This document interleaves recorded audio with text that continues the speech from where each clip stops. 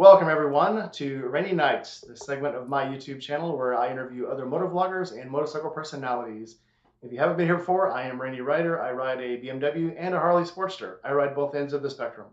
Feel free to give the channel a like and a subscribe. Tonight we have Chris Bartlett. He is the droid you were looking for. I wanted to use that line. So Great. How are you? It's good to be with you tonight. good to have you on. I'm glad we finally worked all this out. So we're going to run through some basic questions, and this is, like I said, this is your interview. Take it where you want it to go. So where are you from, and what do you ride? I'm in Los Angeles, California. I was born and raised in California, Northern California, and I ride a 1996 Harley Davidson Heritage Softail Custom, and a also a 1973 Honda CB500. So that's the cafe bike, and then the Harley is the more comfortable position riding and really 19 kind of early 50s aesthetic that I really love. So Okay, yeah, those are the two. so we'll go ahead and address the elephant in the room. You've got some really cool posters behind you. So Oh, how yeah. how do those tie into what you do? In case people don't know. I'm an actor here in Los Angeles. I'm known for playing on all the new Star Wars shows. I've been acting for this is my 19th year professionally, and so the most notable character that I'm known for playing is a gold robot from Star Wars who is fluent in over 6 million forms of communication. So I played C-3PO for 18 years, and then I also play the droids throughout the new shows of The Mandalorian and Ahsoka, Obi-Wan Kenobi, and Book of Boba Fett. Those shows. Um, but also, every time you've seen C-3PO on television in the last 18 years, that was me. So at the Oscars or Super Bowl commercials or Jimmy Kimmel or David Letterman, any of those. So I'm an actor who specializes in acting from within a suit, and um, but I'm a regular actor anyway. So how does that apply to motorcycles? I don't know. I got started. Um, Riding when I was 38. A friend of mine introduced me to Royal Enfields, which back then looked like the 1954 Royal Enfield.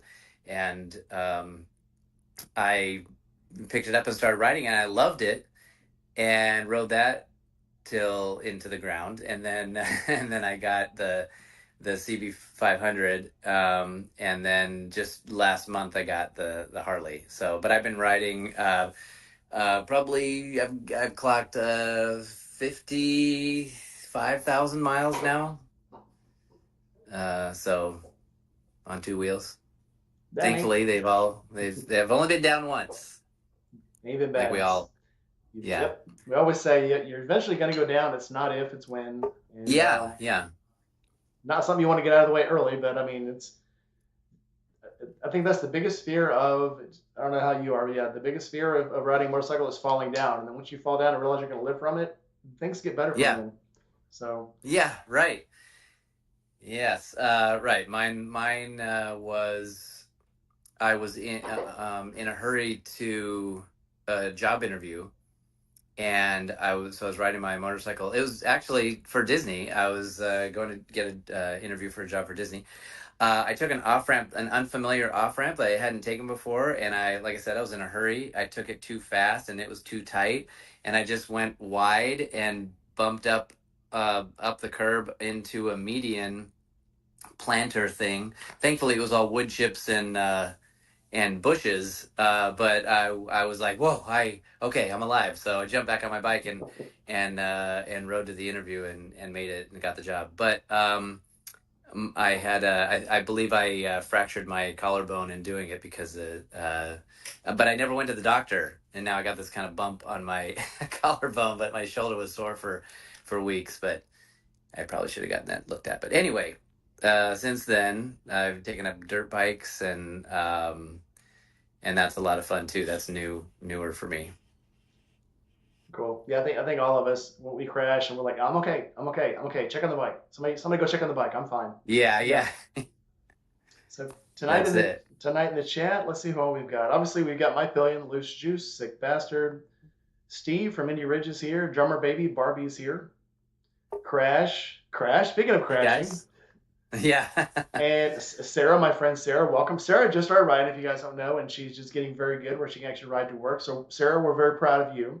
Mad Yankee, Josh Harris, Whiskey Chaser, Bleak, my buddy Bleak. So, welcome everybody into the chat. Glad to have you all here.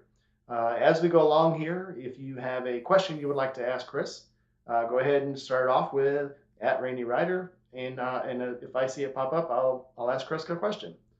So let's go ahead and get into the meat of this. So you kind of mentioned it, but how long have you been riding? Since 2008. Also, I want to say thanks to everybody who tuned in tonight. I've been riding since 2008. Like I said, I was 38 at the time, and I got it when got my bike when gas prices were really high back then. Back then, when we thought gas prices were high, uh, and they're probably $4 a gallon. Now it's like $6 a gallon out here in Los Angeles. But Jesus. I got it for a commute, and so that was really like that was where I got my most experience was just riding, back and forth to work. But then I started going on rides with friends and stuff. So yeah, I've been riding continuously since then, and have always had a bike since then.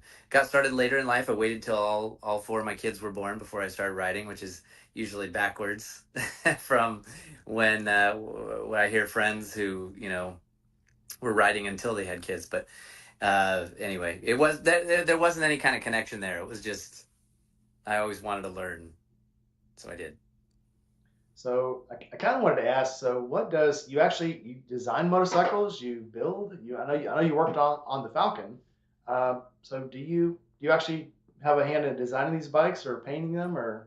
Yeah, so I will stop short of saying I'm a builder. My Honda CB500, the 73, is I got it stock from one of the drummers in Green Day when I lived up in the Bay Area, and I restyled it to look like an old 50s Vincent, so like a black Vincent with gold pinstripe, and I had a talented pinstriper do my name Bartlett on the tank in a script that's kind of like the Velisets or kind of Vincent script, and it's funny how many times I've been in a gas station filling up, and an older guy comes up to me and goes, "Wow, Bartlett, you don't see those very often." And I'm like, "Yes, they're one of a kind." There are one Um, of a kind.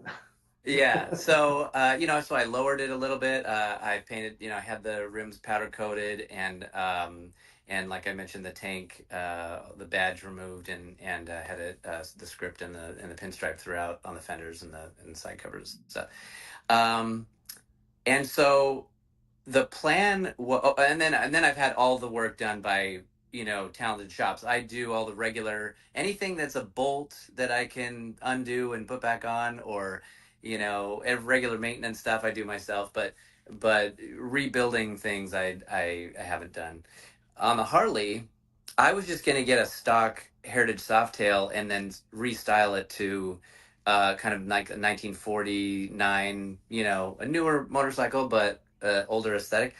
And I'd been looking for like 6 months, and was ready to just get a stock Heritage. And then this one popped up. It's over on my Instagram. My Instagram, by the way, is Chris F. Bartlett, and I just posted an amazing picture of it from yesterday. I rode the Distinguished Gentleman's Ride, but I found this custom Heritage that someone had already painted it. I mean, exactly the way I would have done it. This the original 16-inch wheels with black rims and black forks and lights, and it has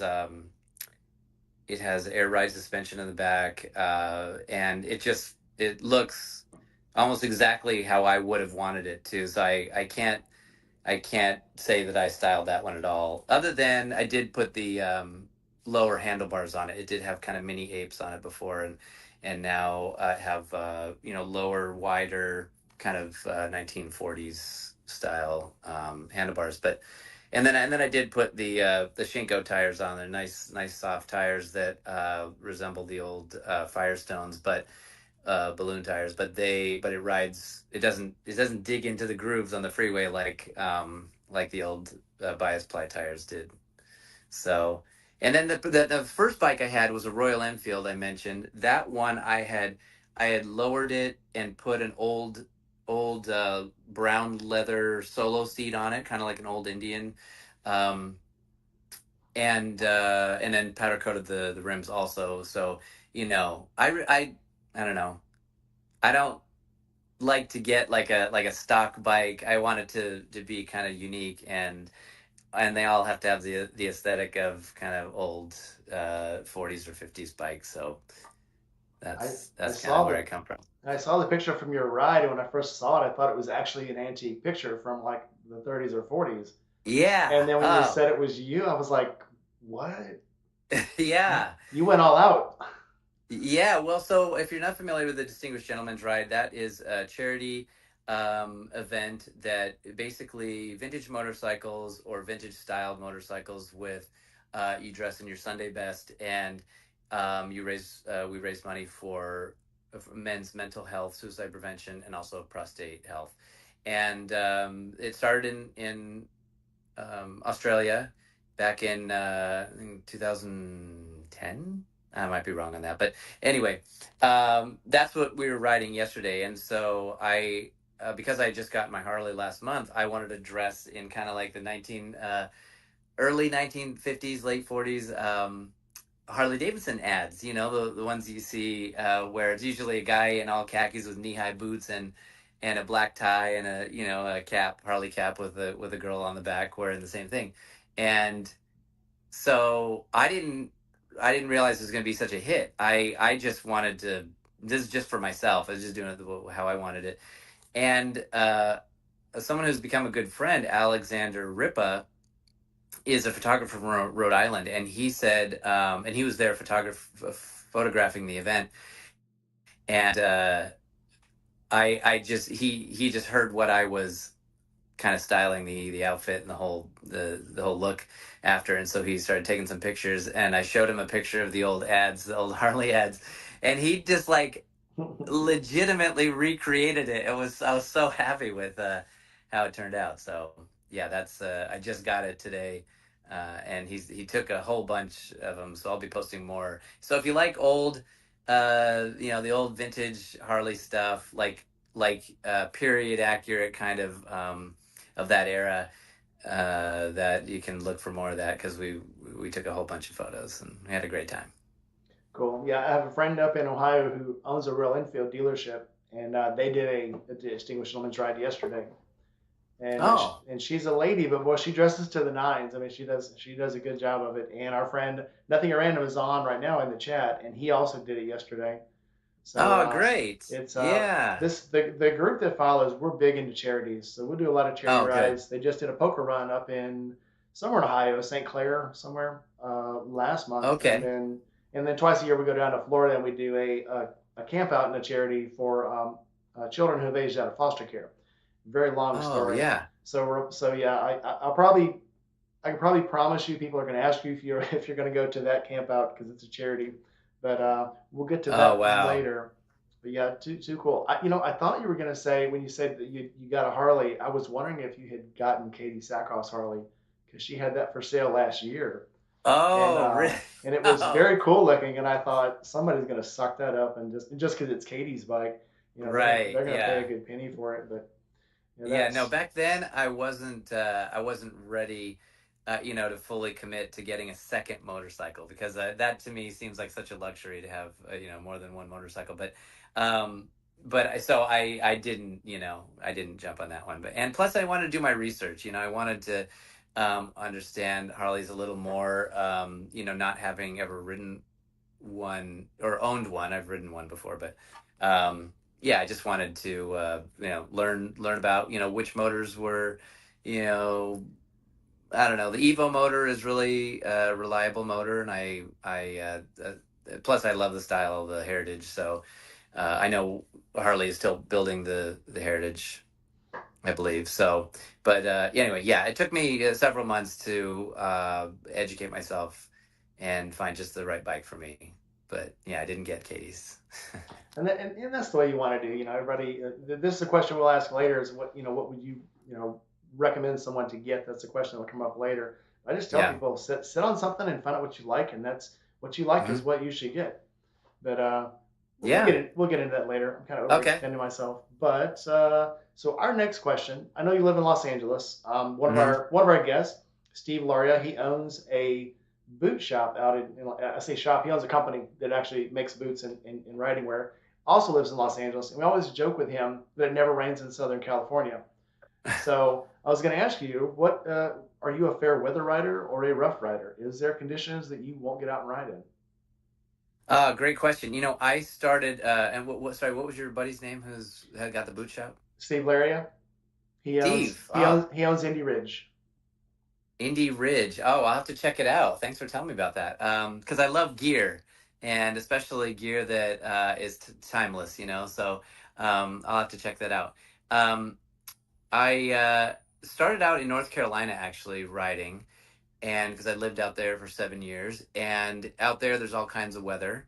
Um, and so I rode in rain, darkness, cold, heat, and that was really like a kind of boot camp for a new rider. So the coldest I've ridden was 26 degrees in the freeze your balls off ride, which was a charity ride in January in North Carolina, and then there'd be thunderstorms. So and I always wore an open face, with goggles and a face bandana, and and thunderstorms, those are like marbles hitting you. Um, the worst conditions are cold, raining, and nighttime. Like all those together is just a horrible riding situation.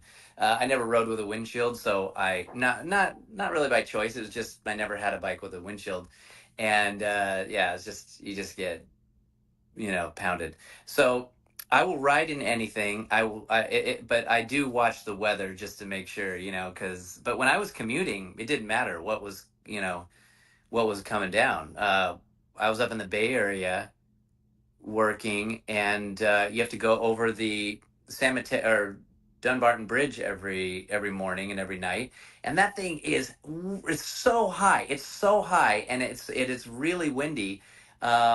And so when you get to the very top, if it's windy, you're like forcing against the wind to not go either into the next lane or off the bridge. So I hope my mom's not listening. But anyway, that was I've ridden in all kinds of weather.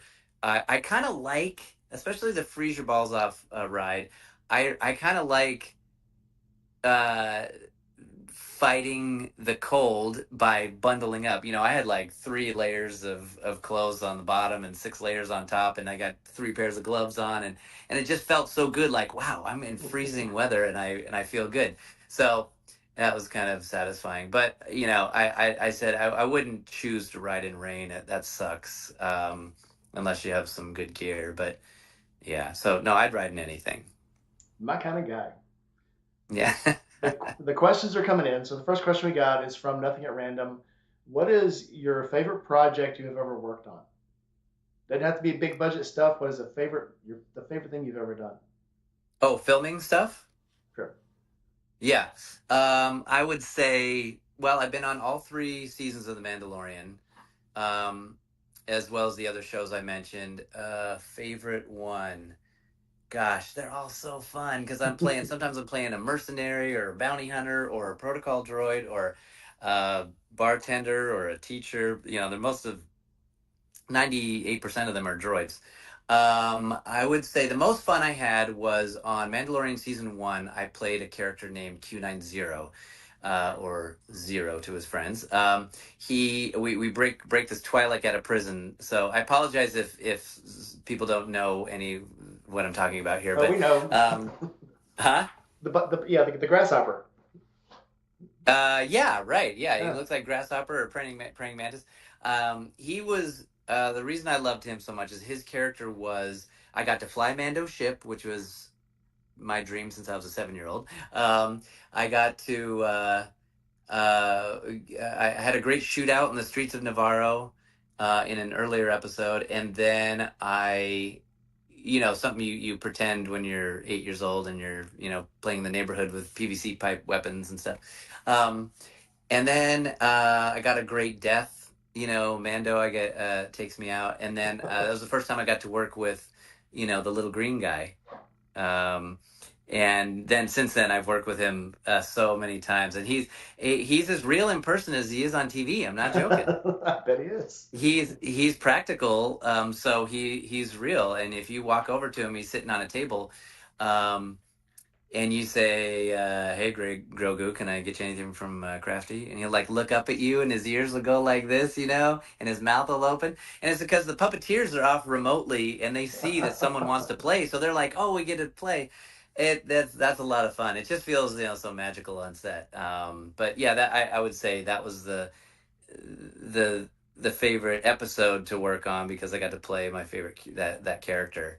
But gosh, there's been so many weird, crazy things that I've worked on. Like I think doing the Oscars as C-3PO in 2016 was cool because when you're walking backstage, from different from your dressing room to different sides of the stage, you're seeing all kinds of people who make magic for the screen, and they're not they're not in character costumes, they are them. So when I was back there, I didn't want people to see some guy in a costume. I wanted them to see 3PO, Mm. you know. And so I had the R2D2 performer go with me, and we were, where we were just walking autonomously throughout the hallways, and I ran into Lady Gaga, who apparently is a huge Star Wars fan. I didn't know that, but we both came around the corner at the same moment, and we were both like, "Oh, my goodness." And I said, Miss Gaga, it's wonderful to meet you. And she and so she tried to shake my hand, and then she gave me a kiss and everything. It's so funny. But you see Christopher Walken, and then you see Dave Grohl, and all of them kind of have this reaction that I would hope that they are having from the performance, in that they feel like they're meeting a friend from their childhood, and that's just really satisfying for me. So Yeah, those are a couple examples. you do a very accurate Anthony Daniels impersonation too. So Well, accurate that I saw the thanks. workshop he did, and y'all were talking about scripts. And when you did the impersonation, he looked like he was shocked. He was like, Well, thanks. That means a lot to me. I have worked with Anthony for many on several projects. In the moment, he's older. He's I believe 77 now. In the moment, I was out of context for him, so he didn't know I was going to be there. I didn't actually know I was going to be there till the last minute, and I was just there to listen to his stories. I love to hear behind the scenes stuff. Um, and so when he said. All right, who knows the first line? And of course, I know it, but I just want to be in the audience. I just wanted to listen. And so when it goes to this other guy raised his hand. He goes, "Oh, I know it," and he goes over to him, and he says, he starts to say it, and then he stumbles a little bit, and then Anthony says, in the English accent, and he goes, "Oh, I don't know it." And so I was just like, you know, I'll I'll do it, And so when he brought it over, brought me the microphone. At first, he didn't remember me, because again, I was out of context, and he didn't know I was gonna be there. So he handed it to me, and it was like slow motion when he handed it to me, and I said, "Did you hear that? They've shut down the main reactor. Will be destroyed for sure. Oh, this is madness." And he goes, that's what he wanted. He wanted someone who would attempt to do the British accent. It was just serendipitous that we were both there on the same night, and that he did such a fun job, working with the crowd. So that was very thanks for the cool to compliment. watch. It was very cool to watch. So, Ah, uh, great. Thank you. all right. Josh Harris, JD and the Queens, wants to know what is some of your favorite charities to help or causes that are close to your heart? Hey, Josh, great question. One of them is the Distinguished Gentleman's Ride. Another one is Ronald McDonald House. Sometimes when I go to Comic Cons, I will go and visit the local. Ronald McDonald House. That's it's like a treatment center for children and their families, where it's more of kind of a little bit like a hotel where they can stay there. Sometimes they're there for a long, extended period of time. And it's no fun to stay in a hospital, especially if you're a family. Um, so what they do is they make it as comfortable as possible. And so I just partner with them and bring toys. I have I feel lucky enough as an actor in Star Wars to be able to have some action figures. So so that's pretty cool. And so I bring some toys and you know, it's funny. Sometimes the kids, they're more interested in like blasters and like Nerf guns and stuff. So we end up having shootouts at the Ronald McDonald House, and they don't realize they're, you know, being trained by an actual bounty hunter. There you go. Anyway, so those are two that are really close to my heart. Very cool. So of course, when I asked if you know Anthony Daniels, you obviously know Anthony Daniels. Yeah, we first met in 2006 when I began my career with Lucasfilm, and uh, excuse me. And since then, we've worked on several projects. You know, sometimes he does the voice and I do the body work.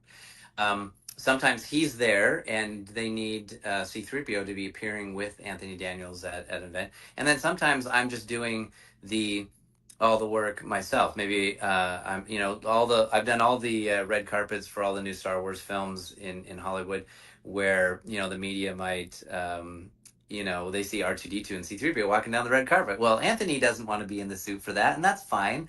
I'm grateful to get the call. So anyway, yeah, that's we've worked together on several things, done live shows together and stuff, and I won't say that we go on picnics together or to the movies together, but it's professional. You know, we do the work, and then when it's done, then we go back to our separate places. It's still cool though. Yeah, thanks. All right, let's get back to motorcycles. How did you get into Yeah, motorcycles? So I know you had a Royal Enfield, and you're talking about the yeah, old Bullet. The engine case stayed the same for like 70 years. So what right. was it like working on that? Well, I'll tell you, the reason I got started was a buddy of mine had a Triumph motorcycle, and he had heard about Royal Enfields. This is back in 2000. What did I say? 8. So about 2007, he said, "Hey, I found this motorcycle. I think you would really like," because he knew my style and my, you know, I like stuff that's, you know, timeless as possible, and he said, you know, it's a lightweight motorcycle, so it's a 500, so it'd be a good one to learn on. And I was like, oh wow, you know, let me go price these out. And so I found one on Craigslist for like $3,000, and I was like, that's a great price for a first motorcycle. And so I had it shipped from New Mexico to North Carolina. But I really have to credit my buddy for introducing me to, you know, to motorcycling. A long time ago, somebody let me ride in a parking lot a 63 BMW, and it was beautiful. It was just like I don't know, misty blue. It was really beautiful motorcycle, and I love the sound of it, and I love the smell and the feel of it, and just the I don't know, geometry of it and everything. Um, but then I never, you know, rode it again until yeah, 2008. So I just got one, and then I just would go to the end of my driveway and back, and then go to the end of my street and back, and then go around the block and back. And so then I took the safety course, and then after that I rode totally different. But yeah, that's how I got started. And then after the Enfield, which, like you said, it was built in India, and it was, but before that it was British built. But when they opened a factory in 1954 in India, their British counterparts just trained them how to build the 1954 or 55 Royal Enfield, and then they just never changed it. They never like made different parts or never like updated it until 2008, where they came out with a new engine finally. So it was like riding a 1954 motorcycle, which was like dream come true. Except for it was really rough as far as, I don't know, mechanicals go. because sometimes as a single, it's like a BSA, as a single, stuff would just rattle off the motorcycle while you're riding, and then it just, you can't figure out why it's not running now because your fuel line fell off, a couple miles back. But anyway, that's how I got started, and then after that, I loved it so much. I started my own apparel company back then called Her Majesty's Thunder, and did that for a while, and then after putting about 40,000 miles on this Enfield, I put a new engine in it and then sold it so that I could get something a little more reliable, which was the '70s Honda, and that's been great, a great bike. So yeah, that's how I Very got cool. started. Hmm. Very cool. Uh, okay, JD, Josh Harris, his son wants to know, and I think his son is like 6 or 7, wants to know whose side will you be on when the great robot war breaks out? For context, he's a Star Wars fan that watches Terminator for the first time recently. Well, I don't know what JD's or his son's name is, but um, robots are fun in fiction. But in real life, they're terrifying because they don't have any. There's no nuance. They're binary, right? They're either yes or no, do this or do that. And I suppose with AI, it will become a little more nuanced, but in their decisions and stuff. But it'll never be, fully human. And that's just scary because if a robot makes a mistake, it's not funny like R2 and C3PO in Star Wars. It could be catastrophic. So, as much as I love to joke about, robot overlords and stuff like that, and robots are cool. I really like robots, the idea of fictional robots, but in real life, they're terrifying. I would fight against having robots do anything more than cooking my food, I think. I agree. All right. Certainly not driving vehicles. So you're a daily rider pretty much. Yeah. Would you rather a solo ride or a group ride? I often ride in a group. There's like 5 of us who go all the time. We started riding during COVID, and so we called ourselves Riders of the Apocalypse. But because it was all locked down here in Los Angeles, so we were the rebels. We were the only people out on the highway and going in the canyons, and it was amazing. But it's so nice to not have to like arrange a ride or work with everyone's schedule or something. Just like I'm just going to get on my bike and go, and I do that a lot. So um, thankfully, here in Southern California, there's several canyons that go out to Malibu that are so nice. I don't. By the way, I just want to say I live in the Valley. I'm not. I don't live in the Hollywood Hills. Or I don't live in Malibu. I'm just a regular guy who happens to live close to places I would like to go, and that's like Malibu. So I will regularly, just as a therapy session, go get on the bike and just like if stuff's getting stressful or responsibilities or whatever. There have been a couple of people in my life who said, "Oh, you're just running away from life," and I said, "No, that's the life." Like riding, freedom, wind, exhaust. That's really the life I'm running toward, and I want more of that. So, uh, anyway,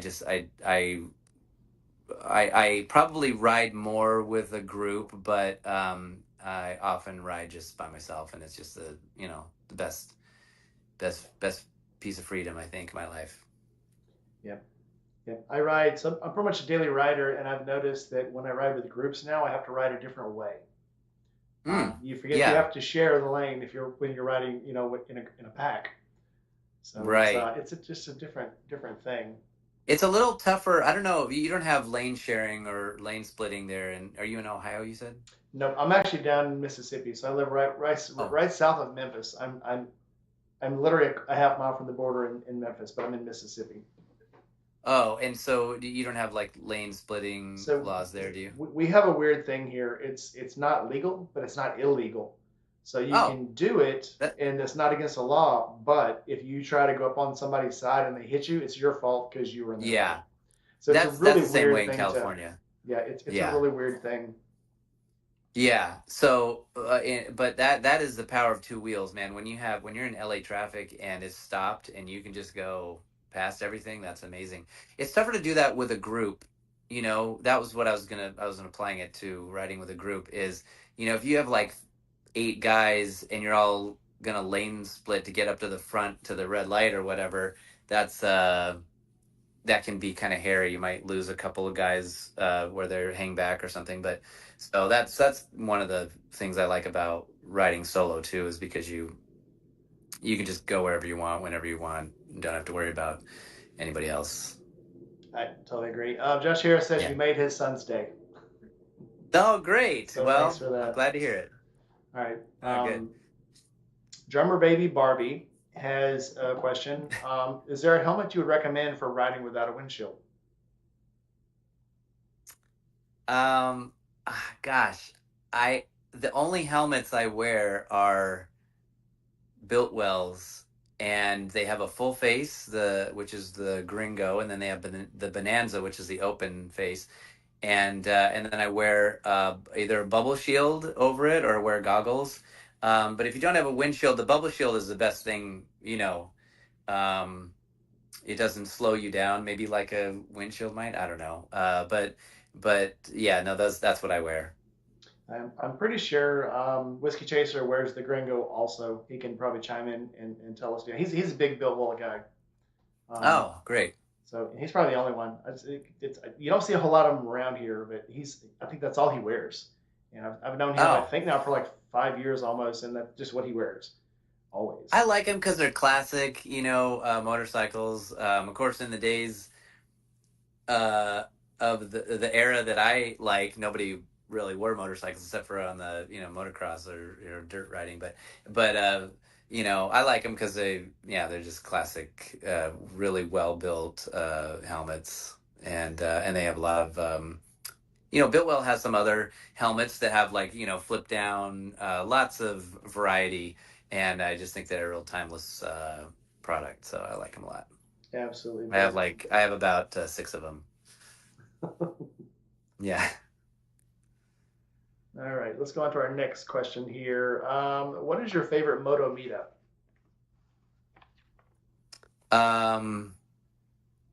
Favorite moto meetup. When I say that, like anything like I know a lot of guys go up to what is it up in Los Angeles or up in the hills, the Rock, or Oh, is it the yeah, Star? yeah. Where do you like to go meet up with a bunch of other bikers? Yeah, we always go up to the Rock Store, which is it's a cafe in the canyons, that you can get breakfast up there, and then there's always tons of bikes there, and sometimes you'll Jay Leno might pull up on an old Black Vincent, and that happened one time when I was there. Arnold Schwarzenegger rides up there too, but it's a gorgeous ride up there, and then halfway there is a guy named Victory John, or he's highwayphotos.net. He parks himself in the canyons at the same spot, and he will just take photos of vehicles, cars, and motorcycles all day on Saturday and Sunday, and then he posts them on his website. And so, if you want to get your picture taken, you drive by his spot, and then you'll get 2 or 3 great shots of you in your vehicle, and then you can go purchase them on his site. But anyway, yeah, I like going to the Rock Store, or any. Let's see, there was the other place. There's a place called the Old Place, which is it looks like an old, um, almost looks like a early 1900s like mining uh, town or something. Um, and then the other place I like to go is the Bike Shed in downtown Los Angeles, which is it sounds really small, but it is this really beautiful, big, beautiful um, bike gathering area that has like a beautiful restaurant with and a vintage motorcycle museum, and then there's like a tattoo chair, and then there's like a barber shop. It's just really, it's modeled after the owners are from London, and they have one up in London. Yeah, go look it up. Bike Shed, Los Angeles. It is the best place to take anybody who's in from out of town, whether they're riding or not. But if you all ride down together, just you just want to hang out there for hours. It's so much to do, and it's all like, you know, low lit leather chairs, leather couches, and really industrial kind of garage type feel um, without being kitschy, you know, cliche. It's has a real London kind of feel to it, and it's just it really feels high end, kind of a place to go. And everyone there is just so down to earth, you know. But yeah, I love going there too. I found out about that place with Charlie Borman went to the one in London, Oh, that one in the Ace Cafe. yeah, And of course, I've been yeah. following Charlie Borman for a long time. But Hmm. he just very cool, interesting guy. But Him yeah, and Ewan McGregor. yep, yep. Yeah. Another place I went to was Ace Cafe in London, which I was there for work one time, and I had to look it up because I just needed to that of the era of cafe racers, and that was one of the iconic places that was involved in that era. So it was really cool to be able to go there. I was just by myself, so I was just riding the train out there. I wish I was there on a motorcycle, but anyway, it was that was a really cool place. But I've only been there once, so I can't say it's like a favorite meetup, you know. Still be cool though.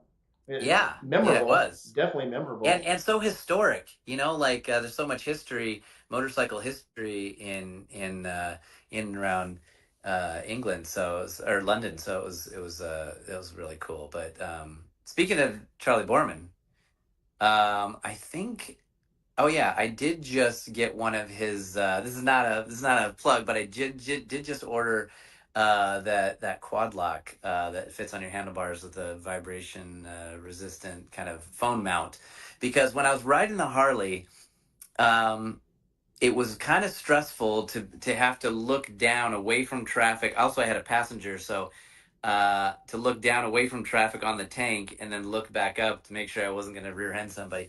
But I've been a fan of Charlie since I saw his documentary with Ewan McGregor, Long Way Round, and then eventually got to work with Ewan on Kenobi, which was awesome. I was hunting him. I was trying to kill him, but Too cool. filming all day with him was really fun. Yeah. Yeah, that's too cool. I love how you just throw these names out. Oh yeah, I got this bike from that drummer at that band, Green Bay. Yeah, Green Bay, whatever. It's a weird I don't know. There's so many weird connections that I just feel like, you know, leaving out those details would not allow the story to be as fun Oh, it's as it very is. cool. But No, it's very cool. I'm only yeah, playing, but man, it's just too cool. yeah, Very thanks. neat. Yeah. So Josh has another question. Have you got to Mm. ride in other countries, and what was the most memorable country you just rode in? I haven't ridden in another country yet. I would love to go to India and ride in the Himalayas. That would be amazing. But I haven't, yeah, I haven't ridden in any other country. No. And I don't, or I would love to ride in Japan. I've been to Japan a couple times, and I love the motorcycle culture over there. They really are inspired by, you know, vintage American motorcycles and Harleys especially, and so I love how they take something that is well known to us, and then they pick just the really coolest parts, and then they latch onto that, and it's really fun to see that. But yeah, I haven't ridden in any other country. Okay, cool. Hmm. On to so, what is the stupidest thing you have ever done on a motorcycle? Um, the stupidest thing I've ever done on a motorcycle was wait so long to get one. Let's see. I would say, I mean, I'm not a, you know, I started later in life, so I wasn't like an 18-year-old speed demon on a motorcycle. I was 38, like I mentioned. So I was always had a healthy respect for the danger of riding. And by danger, I really mean other people who aren't. You're always responsible for your own safety. I always, um, tell people, younger riders, that you can't expect anyone to see you. Like, no one cares that you're out there. um I mean, maybe people care, but I'm just saying, on the whole, most people don't see you or care if they see you, or and so you just have to be really responsible for your own safety, and that's why I ride pretty safe. But stupidest thing, I mean, this is pretty tame, but when I was in the Bay Area, I worked in video games as an art director, and I was on the fifth floor, and I looked out over these salt flats. We had salt flats up in San Francisco area, and they looked so dry. They were they just looked like a desert, like hard, cracked, hard, and just these big flats. And so I was like, I'm gonna go down there one day. I'm gonna ride my motorcycle out there. I had big knobby tires on the Honda at that time, trials tires, and so um, I thought about it for months. I'm gonna go down there. I'm gonna ride down there. And so one day I said, okay, I'm gonna go do it. So I went down there and just took off out across. And as soon as I hit it, I realized it was only hard on the top, and it was about 3 inches of mud underneath. And so as soon as, like, I went out there, and I got so bogged down that it almost came to a stop, and I was just like, I can't stop, I have to keep going. So I turned around really fast and headed back. But otherwise, I would have been stuck out there, and no one would have come out and helped me. Plus, you're in mud, so, like, to not just, it's hard enough to lift up a motorcycle, but then to do it in mud by yourself, I don't know, it just would. And then I got to get back to work. It would have been such a mess. That was really stupid. I should have just, like, stuck a stick in it to see, to test it. But I was just like, no, let's just go. Let's just do this thing. That was dumb. That was pretty stupid. Yeah. Yeah, we have the same. So I'm from Texas. We have this phenomenon down there called gumbo mud, and it's a Oh. clay and mud sand mixture. It's Oh, very geez. so when you're riding across it, especially in the summer, it'll rain for 3 or 4 days straight, and then the Hmm. sun comes out. It's 100 degrees, and the top gets so dry that it peels and cracks and looks very rock hard. Yeah. But about 3 or 4 inches under, it's all this sandy, muddy clay. And Right. I've buried motorcycles so many times in there and trucks. And good thing about being a farm boy is there's lots of tractors around. So, Oh. sometimes it's your turn to pull somebody else out. Sometimes it's their turn to pull you out. That's So great. very cool Yeah, I didn't times. have a lot of tractors up in San Francisco area. So, yeah, but well, I'm glad yeah, we can relate on that. It was a good time. So how Yeah. about how about this? What is your scariest moment on a bike? um the scariest moment on a bike, I would say, was, let's see, scary, most uncomfortable, maybe not scariest. I guess when I went down that one time, because I thought it was going to be way worse. When it was happening, it feels like it's happening in slow motion, and I thought it was going to be way worse than it was. Um, but I probably, maybe the first time I tried lane splitting on the freeway, which would have been about 2009. Um, or no, it wouldn't have been till I got out to California, so that would have been like 2016. So I was like, oh, I'm just going to try it, and I made the mistake of, when you check your mirror and also you check behind you. I was in San Francisco traffic on a freeway, and you never do both of them. You either look in your mirror, you're looking straight ahead, you look at your mirror and you look straight ahead, or you're looking straight ahead and you turn around and look and then straight ahead. You never look at your mirror and then turn around, because that's like twice the amount of time your eyes are off the road. And as soon as I turned back, everything had stopped, and I slammed on my brakes, and it slid, like, and just stopped right before hitting the car. But my heart was racing. I did also recently, a car stopped really fast with no blinker, to turn, just on a regular road, no stop or anything. And I was just going regular speed right behind them. When they just stopped to turn, I locked up my brakes, and my bike on the Honda locked up, slid, and started going like this. And at the last second, I let go of the brakes. I didn't let go of the handlebars, but let go of the brakes, and it stopped sliding, and I was able to just whip around the car. So that was pretty. That was pretty scary because I was like, in your mind, you're going, "Oh, geez, what are all the things that could have happened there?" And that it went okay. Um, yeah, there's a spiritual thing about riding motorcycles. I don't mean religion. I'm talking about like some kind of um maybe inspiration of some kind, or intuition or something. One night I was riding back in North Carolina. I lived out on this like lake road, and it was dark. There's no street lights, and all you have is your headlight.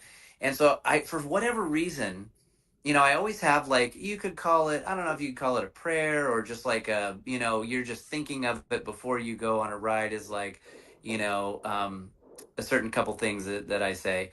And for whatever reason, in the darkness, riding along out in this lonely 2-lane road, um, I was, for whatever reason, I just sort of drifted over to the yellow line. Just like, why was I doing that? I don't know. I just wanted to see how close I get to the yellow line. Sounds like a stupid thing. But as I was doing that, as soon as I got to the yellow line, a mattress, it was right in the middle of the road, and I went past it. Like if I'd hit that in the darkness and not, I would have gone over the handlebars. No, but it was so weird. I don't know why that was. That I just had the feeling to just, like, I couldn't see up there. My headlight on the infield wasn't very bright, so I just I don't know. So there's this thing that I do before I go out, or as I start out, just like, you know, uh, you will see and foresee danger so that you can avoid it. No vehicles, animals, or people will cross your path in a dangerous way, that you can't avoid it. A light will shine about you, or a sound about you, that others will see you in a more obvious way. These are things that I say to myself. Also, you're good at this. You've done this for tens of thousands of miles. Um, and I think, you know, some people might say, "Oh, that's a prayer. You're asking for help," or other people, might say it's something that just sort of like, you're tuning in to the road, and you're tuning into the ride. And so that's what I'm doing, instead of just like jumping on your bike and going. Um, I try to, like, all right, it's just like a little mini ritual I do. It's no big deal. It's not like religion based, like I said, or anything. But it is something that kind of tunes me in to what I'm about to do, and it's really kept me aware, I would say, on the road, Okay. so I can avoid scary scary moments. Whatever works. I tell people, we used to, Yeah. I've gone through AA, and they kind of go into religion, kind of go out of religion, but they always say you make a connection to a higher power. It could be anything. It could Yeah. be, anything around you, anything you feel Right. that's more powerful to you, that can control what is going on in your life, and you just have to, surrender to whatever it is, and go, I'm just going to follow this thing. So it's, Yeah. I totally understand. I would say that's a great way. That's a great thing to relate to, because I mean, we are in terms of the universe. How what a tiny speck we are. Now, if you want to assign that to religion, or if you want to assign that just to the universe, like, we are. There are lots of things that are more powerful than our individual, selves. So, whatever works for you, I think. But the main thing is that as you dial yourself in before your ride, it's just like checking your lights and your air in your tires, kind of thing. You also check your brain to make sure you're, like, aware of what you're about to do, and just be on your stuff. So No, definitely, yeah, definitely on a that's motorcycle, you can't afford to check out. It's in a, I heard somebody talk no. about the difference in a regular, manual motorcycle and one of these new, automatic shifting motorcycles, is Oh, you just start kind of unplugging yourself from it. And on a motorcycle, you don't have that choice. You've got to stay plugged in, because the more you pull yourself away from it, the more things that can happen, because you're using both feet, both hands, both eyes, your ears, everything, and you've got to stay plugged in, or you're just gonna, you're bad things are going to happen. So you definitely got to, keep yourself wide open and keep your It only senses can now. Can you hear willing. me? Okay. Yeah, you faded out. The camera is freezing Okay, up a there we little go. bit, Looks but like we might be back. okay. Yep, I can still hear you. Okay. Am I back? Are we back? You're Okay. back. There you are. Okay.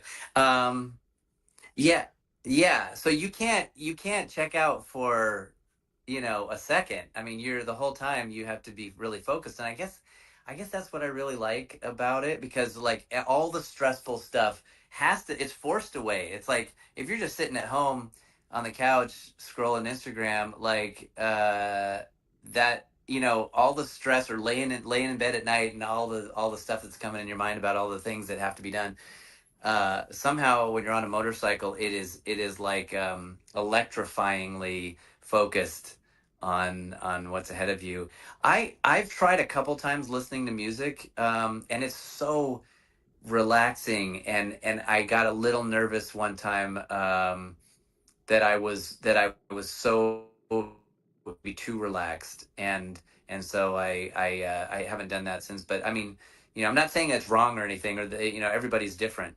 It just, for me, I was like, oh man, I gotta make sure I'm focused. Just me personally, 100% of the time when I'm on the bike. Yep. And you got to do what works for you. What works for you might not work for Yeah. somebody else, and it's got to be you got to plug it. Play. We always say, ride your own ride, race your own race. Right. Yeah. Exactly. You got to do what works for you. Yeah. Our next question: what has been your favorite part of riding? Um. The favorite part of riding, maybe that's what I was just kind of talking about, is kind of,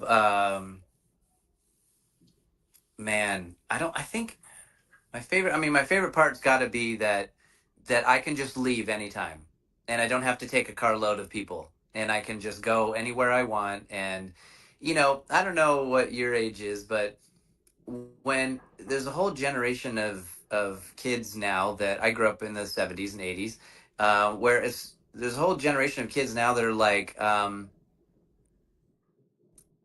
not excited to get their driver's license. Mm-hmm. Like my kids, none of them were like, oh, I can't wait to, hurry up and get my license, and I can drive wherever I want and buy whatever car I want. They were just like, yeah, it's no big deal. But for me, I wanted to drive since I saw the land speeder in Star Wars when I was 7 years old. Um, and so when I as soon as I got my license, I was in the car and going out and exploring. Um, and so that's how I feel like on the bike. It feels like the childhood that I grew up in, how freeing it felt, and where I didn't have all the sort of the technology and stuff that was like where every single thing was at my fingertips. And now, and you had to kind of go look for it. And that, I guess, is the cool thing about the freedom of exploration and stuff on a bike. The sound, and you get to feel and smell. In Los Angeles, you can smell gardenias when you're driving down the road, or if you get behind a garbage truck, that's the worst. But anyway, but being able to ride down to down the coast on Pacific Coast Highway, um, it's just so, I would say, just the being able to just, it's just total freedom. I know everybody says that, and I don't mean to sound cliche, but it really is true that I could just go, you know, and get away from stuff and cool off for a minute. I'm not saying I have to cool off every time I go on a bike, but uh, I also go then. So anyway, I guess, yeah, the freedom of it, and Yeah, it's definitely not yeah. cliche. I mean, it's only cliche to people that don't ride because Mm, it's good like point. because if you like if you were to say if you've never smelled an orange before and I said yeah it smells like an orange you'd be like oh, okay, or it's like saying it Right. tastes like chicken. Yeah. It's Right. if Oh, of you've course you'd never, say that. yeah. But Yeah. when somebody who smelled an orange, as soon as you say yeah it smells like orange, they're like oh yeah, I could go for an orange right now. Yeah. So Right. it's a different thing, yeah. And especially so Yeah. here in the country, the good thing about where I live, you can go 5 minutes in any direction, and you're lost on a 2-lane road. So you smell the skunks, you smell Yeah. the flowers, you smell Right. the dead, rotting leaves, you smell everything. Right. And the best part about a motorcycle is if you do smell a skunk, it's not stuck in the car with you. Once you pass it, it's gone. Yeah, So right. it's Yeah, unless so you run over it. Yeah, yeah. that's yeah. But So you asked me about my age earlier. My wife actually wanted me to say you're actually 1 day younger than me. You were born the day after me. I was Yep, I was born the second. You were born the third. of So 1970. yep, Whoa, that's amazing. yep, Wow. And so we always had our birthday on Labor Day weekend, yep. I actually. right? What's funny is so being from Texas, you had to be 5 years old by September 1st to start Oh, kindergarten, and I was born September 2nd. So I actually was a year behind everybody else that was my age. So same for me. it was very weird. So yeah, Right. Everyone's graduating at 18 and I'm 17 graduating. It felt so weird. Yeah. So where did you grow up? Texas, Louisiana. So I was born. So if you the river that goes East down Texas? East Texas, West Louisiana. So right between. I don't know if you know where it is, but closest city was Beaumont in Texas, and then the closest city in Louisiana was Lake Charles. I was born in Lake Charles, raised all between Beaumont and Lake Charles, right off Oh, I-10 great. my entire life. My daughter and her husband live in Shreveport, Are and you kidding? my sister lives in Nacogdoches, Texas. All very close. Yeah. Yeah. Too Oh, cool. cool. Too cool. Yeah. Small world. I know. Wow, that's amazing. Too neat. Anyway, Yeah. that's awesome. All right, back to the trip. Yeah. Okay. That is cool. We're gonna go riding sometime. Yeah, and that is I know, the right? best riding Now, country. did you grow up with BMX bikes and going out Yep, riding and exploring on those and coming back yep, after or by dark? yep. I would run out on Yeah. it, and again, it was like they make jokes about it now, and it's like now it's like okay, call me every 30 minutes and blah blah blah. And my mother was like, be home by dark, you Yeah. know, Same with and me. I grew up in Arizona. Yeah. We would go out and explore vacant lots on our bikes, and then I would race BMX on the track on Friday nights. And but yeah, so I would say that's why I was talking about motorcycling is like going back to my childhood, is because so much of it was on two wheels, and the freedom of it is just like okay, you can go out and yeah, just be back by dark by the time the streetlights come on. And we would go anywhere we wanted. It was so much freedom. That's why I feel like my kids that are like, yeah, whatever. I mean, I like playing games and texting my friends and stuff. And I'm like, wow, you are missing out. yep, absolutely. You think of all the things these days, like my kids. I remember them growing up and thinking, boy, they sure are pale. Why are they so pale? Because they never go outside. That's right. Why are you so pale? That's funny. Yeah, That's the color of freedom leaving your body. yeah.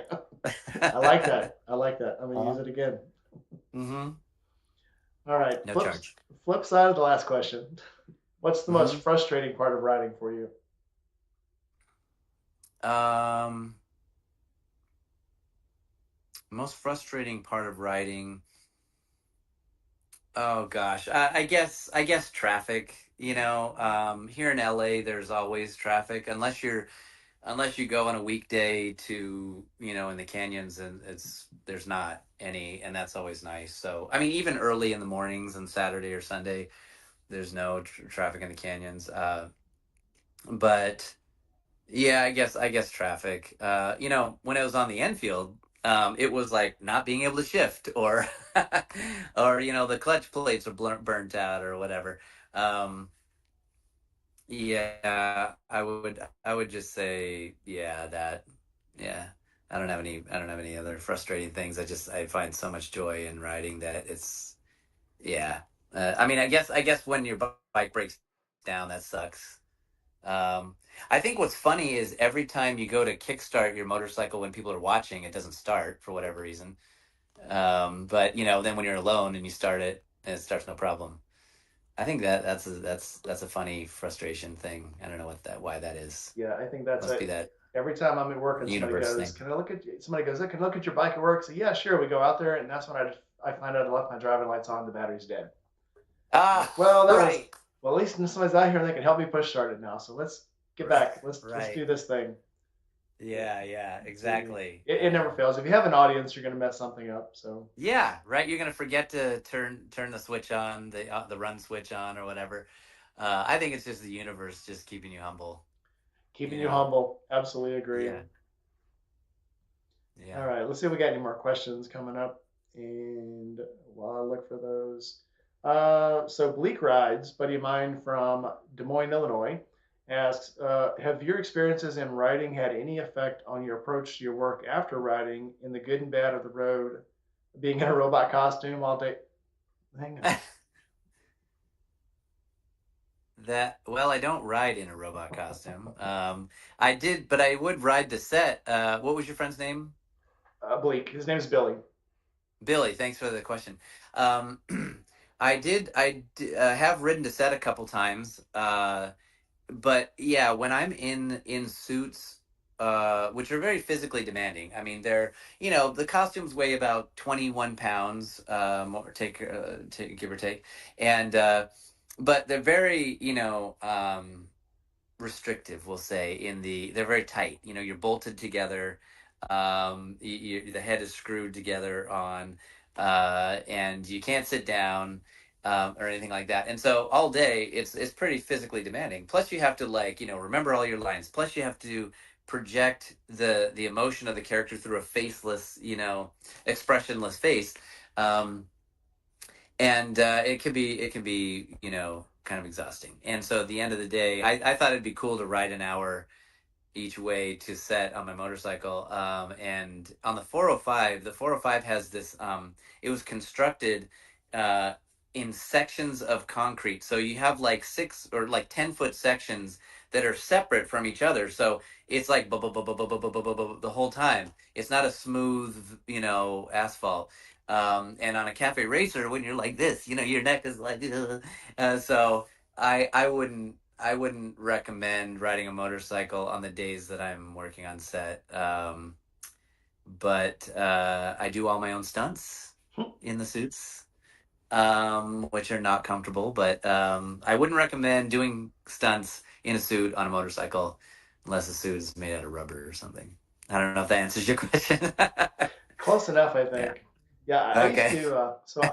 So the suits. Hopefully, they're different than they used to. I remember seeing the old documentaries about Anthony and Peter in the costumes and how sweaty they would get and how bad Peter Mayhew's Chewbacca costume smelled because he would be sweating in it all day. Have there been any improvements to the suits since the Well, '70s? part of the Chewbacca costume was all the fur was yak hair, so it was organic. So it had all of its own smells anyway. And then if you add sweat to it, you're 7'3" and you add sweat to it, that's going to be pretty pungent. But anyway, no, the suits that I wear are made almost exactly like they were back then, with some exceptions of materials. But they're all pretty snug, and there's no room for fans or cushions or anything like that inside. And so what I've done, I also build all the suits that I wear on the shows. So all the droids you see on the shows that have a person in them, I've built them, and I'm usually in them. But um, I guess it's my own fault that I haven't worked out fans system. What I did do was I got a great dresser, and my buddy Dana he's been my friend for like 20 years. So we figured out a quick release on the suits. So like on the head, we could pop it off after every take, so I can get some air and take breaks. And that I would say sometimes people like to brag, well, I can be in the suit for 6 hours or whatever. Yeah, but your performance is really, you're tired. You're the second half of your day is just like you look tired, and your performance is not as great as it could be, because if you could pop the face, after every take, you're taking little breaks throughout the day. And it's just like riding a motorcycle. Like if you're going on a, I don't know, a super long ride. Like, take a few breaks during the day instead of trying to one up everybody, like, oh, I can keep going. Let's just keep going for 12 hours. Um, so I would say, yeah, that's a good thing for life too. Take little breaks throughout instead of waiting for one long break when you're 80, I guess. I don't know. Um, That sounds I like do. good advice. Yeah, yeah. It's because you can go longer, right? Because you're taking little breaks all the time instead of holding out for one big break. But yeah, remind me to tell you about Daytona and Pismo. Those are two things I wanted to talk about too. Is that for one of the questions coming up, or you can talk about I them now I if you don't want know. to? Okay, go. Yeah. Favorite rides.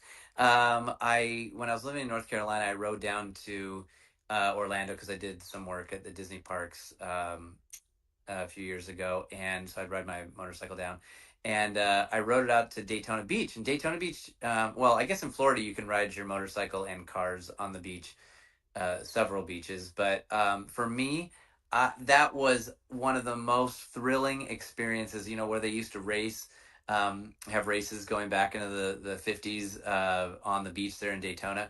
But being able to ride a vintage motorcycle, vintage motorcycle on the beach, it was all my favorite things all at once. And you could just ride for, a couple of miles. And then when I came out to California, I was actually born in San Luis Obispo, which is home to Pismo Beach. And on Pismo Beach is the last beach in California that you can ride a vehicle on. And it has like sand that goes out for a long ways before it gets to water. It's hard packed. So they used to do races out here too. But I took my the Honda out there and rode it up and down, and I still been meaning to get back out there to do it again. But it's just the most unbelievable, peaceful, freeing feeling. If you can ever ride your motorcycle on a beach, I highly recommend it above a trip to Italy or a cruise or something.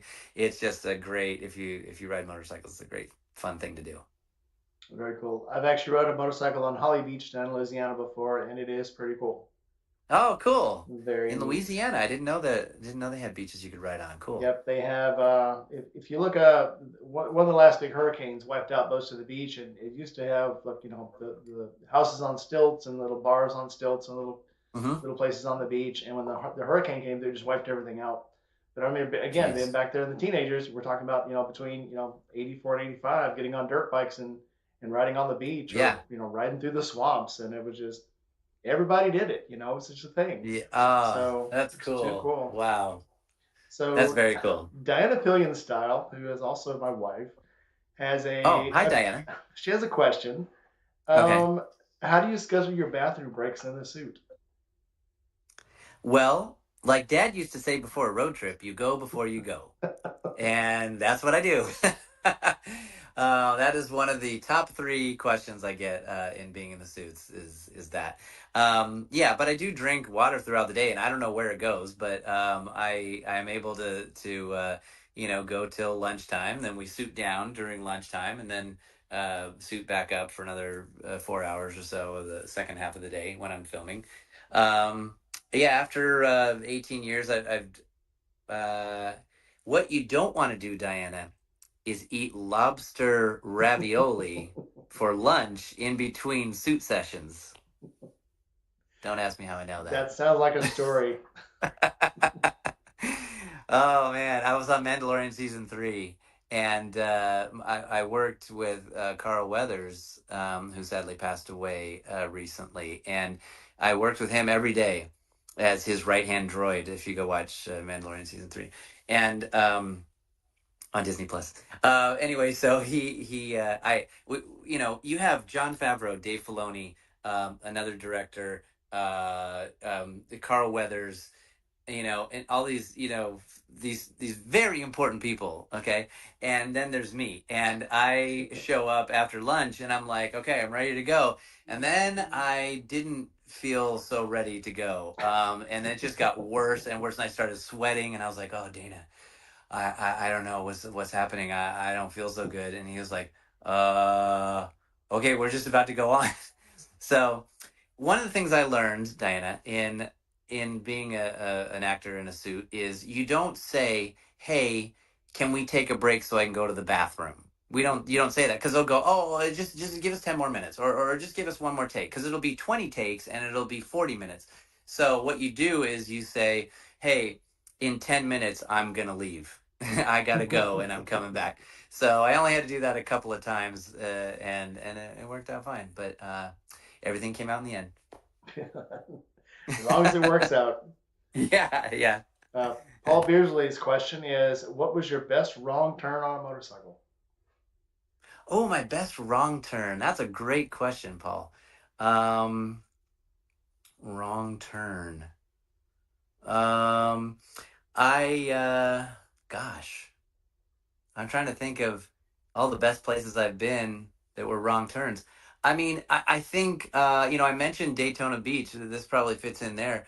I was trying to find the entrance to the beach, and I couldn't figure out where I needed to go because there's like specific places you could go to get on the beach. And so I was like, "Oh, I'm just gonna try this." And so I just turned in, and you finally get to see the whole beach, back to front, left to right, west to east, whatever it is. And um and it was just my mind, just like slow motion, was enjoying this, kind of like when you're a kid and you experience something for the first time, you remember it as a core memory, and that was something for me. So I think trying to figure out where to go and then finding that I was there the whole time was really a great wrong turn. That works. Yeah. All right. Amanda has a question. How long does it take to get in and out of the suit?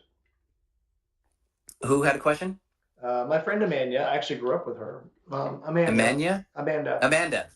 Um, it takes about 20 minutes to get in the suit because I have a super talented dresser.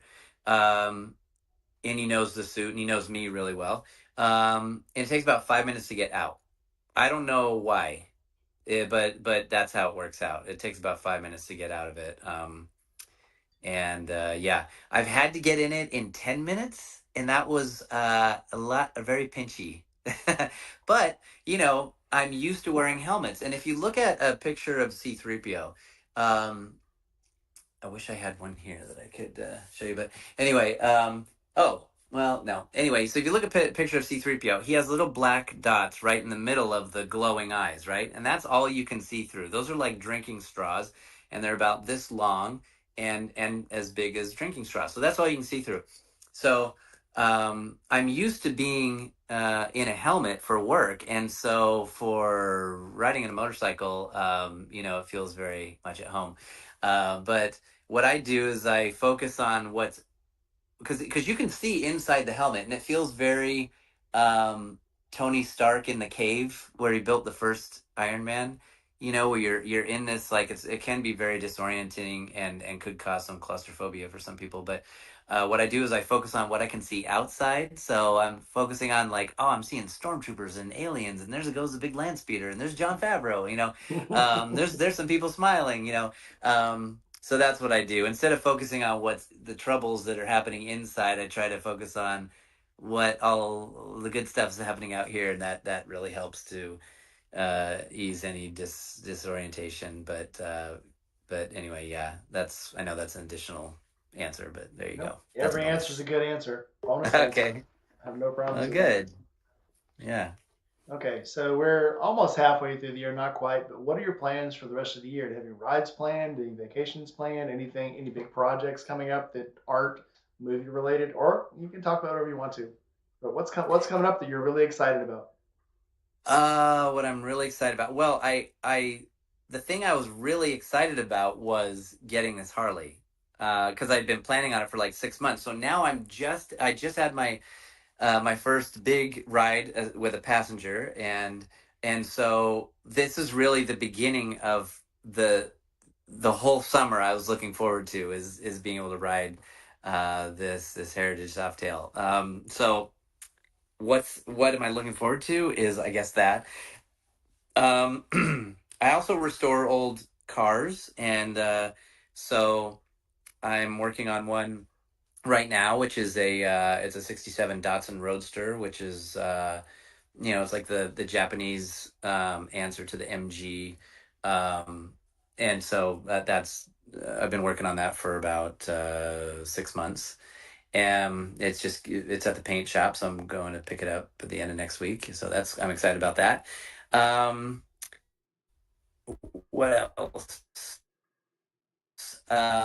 What other am I don't have any, I think, trips planned, but I do want to do a camping trip to Pismo Beach, like I mentioned, Pismo before.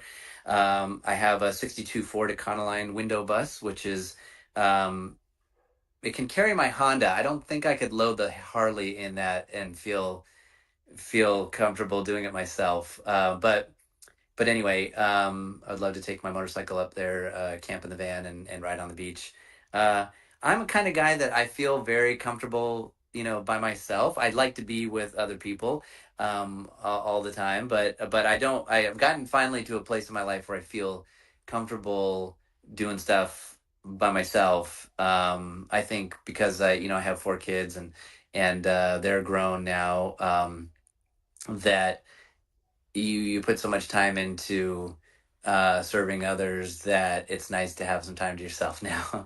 And so I liked it. So I'm looking forward to that. Maybe camping and taking the motorcycle.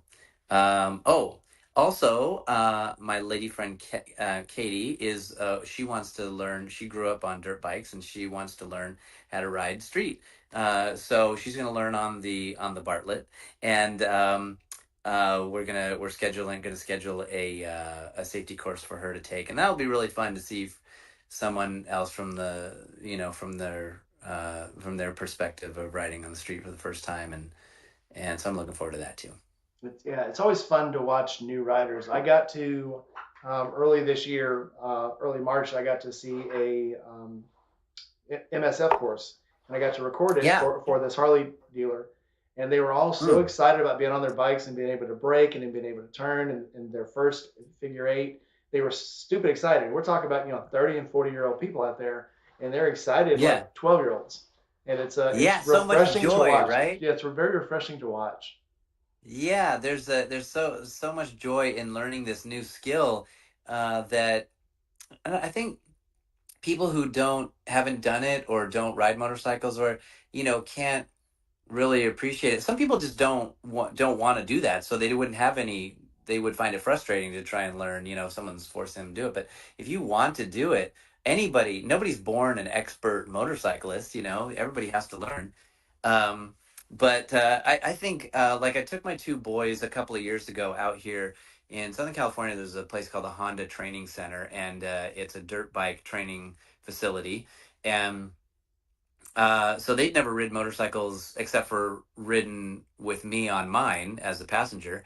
And so I took them out there and we learned, they learned how to shift and ride a motorcycle. And it was so cool to see my own kids like learn and they're riding by themselves and shifting. I don't know why shifting is such a, added thing for me. I guess because bicycles, you don't have to do that. But anyway, it was so fun, and then we took a couple of days and a couple of years in a row and went out to the Hungry Valley, which is off-road park, massive off-road park out here with all kinds of trails and difficulties, and we rode all day, both days. It was the most fun, and highly recommend it. So much fun to do with your kids or do with your nieces and nephews or whatever. So. That was a lot of fun. Yeah, and it is a cool thing to when you learn to share it. Well, you learn to share it, but when you are able to share it, it's a whole lot of fun. Yeah, yeah, exactly. Plus, So now you have this new skill that it's like learn to drive stick or something. It's you have a superpower.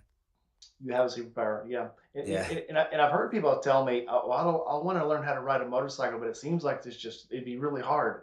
So they act like there's like this mysterious mystique about it.